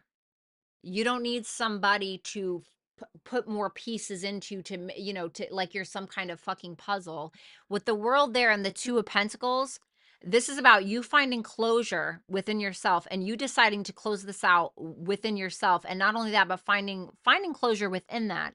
But also if there's something like some kind of journey that you're needing to complete or some kind of project or something, don't put it off. It's telling you to do that because that level of accomplishment, that thing that you're needing to finish, and I don't know what it is. I don't know if it's like you finally need to get to your goal weight, or you finally need to write that book, or you finally need to, I don't know, go back to church because you haven't done it in 10 years. I don't like do that thing because it's going to make you feel accomplished. And it's something that's not going to make, like when I write, there are things that I have never released. And it's because I do it for me. I love to write. And the things that I want to share, I share. Right. But I don't need validation from my writing because that is me. Right. That is my own personal level of success for me. And I don't need anybody to tell me, like, oh, wow, it's for me. And so, I mean, it feels great, but don't like need that. Don't attach that to it. And I don't know what that thing is, but that's what it's telling you. The three of one, it may also be telling you to go on a trip. Okay. Not that a change of location is necessarily going to change your life, but it can change your perspective on something. I'm almost getting like a sense of reflection. I mean, I don't think that you should sit here and like, be a Debbie Downer to yourself and be like, oh God, this could have been better or whatever. But like really ask yourself, what have you been investing your time and your energy into that has been absolutely draining you to the 10th degree, especially emotionally, and finding that you've invested into people and places, things that have completely crushed your emotions, crushed your heart, crushed your mentality, crushed your emotional well-being or emotional stability. And now that three of wands is asking you, like, you want a reason to celebrate, you want to break free, then you have to have the courage, the audacity to go out there and that thing that you decided a long time ago where you're like, I'm never going to let this person treat me like this again, or I'm never going to go back to that thing. Then don't do that. Then don't go back to that thing. Follow through with your plan. Follow through with what it is that you said you were going to do, because this is like completing something.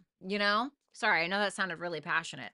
House 7, the 7-star sisters, interesting. Birthing creations, expression, emotions are running high. So yeah, I already kind of got that with that Queen of Cups in reverse anyway. Is there something that you can create from your relationships? You know what I mean by that? Like, is there like, can you do like a piece of writing, or can you use your heartache or those feelings? Can you channel them in a way that gets you into the gym and gets you to the hottest place you've ever been? Or, can you channel that energy to create a business for you where you're getting clients and right house 7, right? Like, what can you do? How can that situation that you were in motivate you? This can also say, like, house 7 isn't just about our intimate relationships. It can also be about our business relationships. Who can you work with to help you create a better life for yourself? Who can you work with to be able to help you become more creative? Do you need to talk to a therapist? That can also be house 7. So, especially if your emotions are running so high, like you have to channel those in a certain direction, whether it's like actually creating something or talking to somebody about these emotions. Mm. Thank you. Thank you so much, Anna. All right. Damn, I'm not gonna lie, I gotta pee. What's up, Jake Johnson?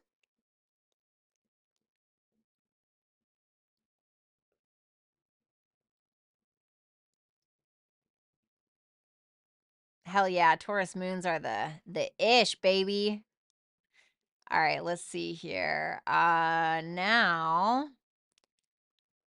um, we got Anna Rez again. What's next for me in love? Thank you. Absolutely. Anything for you, baby. The Magician in reverse. The Chariot. What is that Magician in reverse? Page of Cups. Okay, Three of Cups.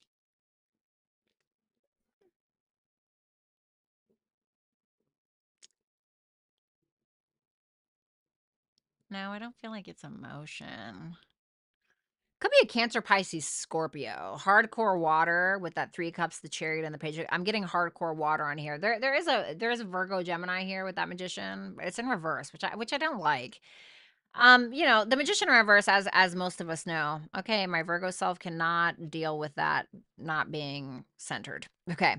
So it's interesting because the magician in reverse is here, right? When I'm like, oh God, like, is this a manipulator, right? Who can be a little emotionally manipulative, but to be honest with you, it can just be because this person is they have like some self-doubt, so they have to emotionally manipulate a little bit.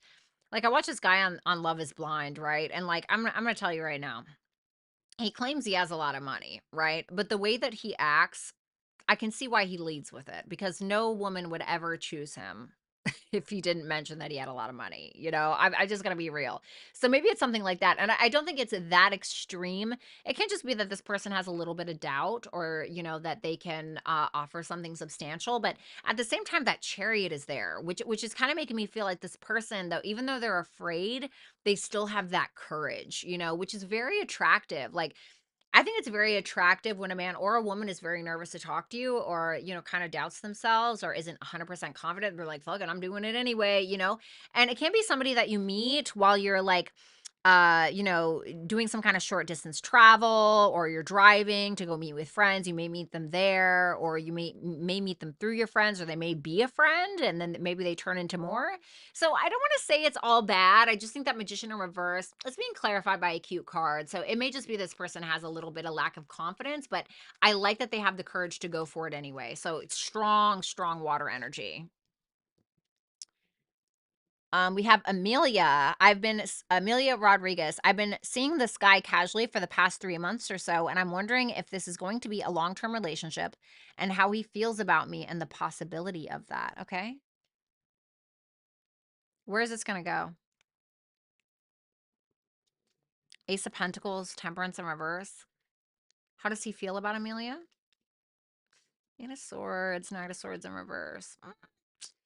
Well, I'm going to be honest with you, Amelia. It's a little iffy because like where is it going? Well, there's an opportunity. The opportunity for the potential of something long term, but the temperance in reverse is showing up, which is telling me that there's not a lot of harmony. We're not creating something properly. Maybe somebody does have an addiction. Didn't you get this card? Was this you? I can't remember. Or we're maybe just not happy with how things are going. Like there's a difference in beliefs, or we just can't handle it, or this is not peaceful for me, or we just can't create something together for whatever reason. His feelings for you is the Eight of Swords and the Knight of Swords in reverse. Eight of Swords is like, I don't know. And he may have another option, so please be careful about that. The Eight of Swords can be like, I have a couple of choices to make, and I don't really know. You know what I mean? The Eight of Swords, of course, it doesn't have to be that if you know that that's not even a thing. The Eight of Swords can just be like, I don't really know how I feel. And the Knight of Swords in reverse is just kind of like going with the flow. I guess we'll see what happens. So I'm not getting like a whole lot of passion. I think there's like potential for a long term, but with the temperance in reverse, like something just isn't flying or something isn't working. Sorry. I love you though. Go on with your bad self, girl. Then we have Sarah. Happy Friday, V. Thank you. I feel like I'm needing a change in my love life. I'm currently still stuck. That's a whole mood. And not much is happening. Is this going to go on much longer, or will I be able to find what I'm looking for? Am I on the right path towards having love in my life? Let's see. Show me the next 2 months.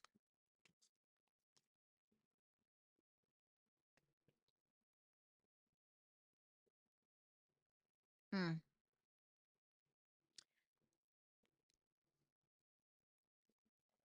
If you're dealing with somebody within the next few months, okay, next couple of months, whatever it may be, you may end up walking. Okay. But you may have a hard time doing that. You could keep going back and forth about, oh God, do I let go? Do I keep sticking around? If you're really like not with anybody, this can honestly be a solo journey that you go on. And it can be because you're not really finding what you're looking for. So you may start being like, I don't want to look external for me anymore. I want to find out what lights me up. You know what I found? I found love when I was truly following or love found me when I was following my authentic purpose. When I was working on me, when I was doing me, I got the greatest opportunities when I was just fulfilling me. Because it's when you put the focus on you, other people put the focus on you. If you're focused on everybody else is going to be not focused on you, you know? And it's weird how that works, but it does. So let me see. How can she have love in her life? The Two of Wands, the Five of Swords. Stop trying so hard. Five of Swords is like, I'm willing to do anything, you know? And while I don't think you're willing to do anything, the Two of Wands is asking you to abandon an old way. It's asking you to pick a path because the one that you've been on maybe isn't the best. It could be that you're pushing too hard, you're trying too hard, you're giving away parts of yourself that you don't need to, you're overdoing it, you're killing yourself metaphorically, right? Stop trying so hard. There's a path that you're needing to take, but it's needing to be different. So if you've been looking for love, I suggest that you stop. Okay. I suggest that you stop like looking, and doing you, or putting yourself on the path where the biggest focus is on you. And love, I guarantee you, it will find you. And that's usually the best love, is when it finds you. Okay. I mean, not all the time, but sometimes. I hope that made sense. Thank you so much, Sarah. God, that leaf is bothering me. And then we got, last but not least, we have Maria. Will Angel reach out to me soon? Is Angel going to reach out to her within the next week? Ooh, okay. Knight of Cups and the Emperor in reverse. Okay. So I would say within the next week, give or take a week. Okay. I would say within the next week or so. It seems like he's offering you something, showing up with a sense of vulnerability. I don't like the Emperor in reverse, though. Show me more about this. Ugh, the Ten of Swords, the Five of Pentacles. It's like he shows up, you know, trying to offer you love, and then he gets weird, or he becomes really immature, really selfish, or very you know, self-focused, or trying to control you, or trying to, you know, gain this power, or whatever it is. And then it, you know, excuse my language, but the connection kind of shits the bed, you know, a little bit with that Ten of Swords. And then it's right back to some kind of abandonment or ghosting or goodbye. So I don't like that energy, because it's giving very like trauma bondy, where it's like, oh, love, like love bombing, right? I'm not saying that they're love bombing you, but then it's like pulling back, and like, now it's all about me, and now I'm making you question yourself and your worth. And so I don't like this. Be careful of betrayals and things like that. Okay. All righty. Thank you. All right, guys, I'm going to go ahead and get out of here. Thank you so much. I hope that you guys have a wonderful evening. If you guys ever want to book an offline super chat and you just forgot, or you were thinking of one while I was offline, you're more than welcome to go to hipsy.com/Violetta Alexis and book one there. I also offer full readings on hipsy.com/Violetta Alexis, and I also offer full readings on violettalexis.com. Make sure that you guys are following my writing at www.wheredeadflowersbloom.com. Make sure you guys follow me on Instagram. All of that information can be found in the description box below. A special shout out to my beautiful, wonderful, most baddest ass bitches mods ever. Okay. Shout out to Rick. Thank you so much for the timestamps and the hard work that you do. Shout out to my girl, Lori, my twin Virgo, and shout out to my craziest mod, Complexity. I love all of you guys, and I hope that you have a wonderful night. I'll talk to you soon. Bye for now.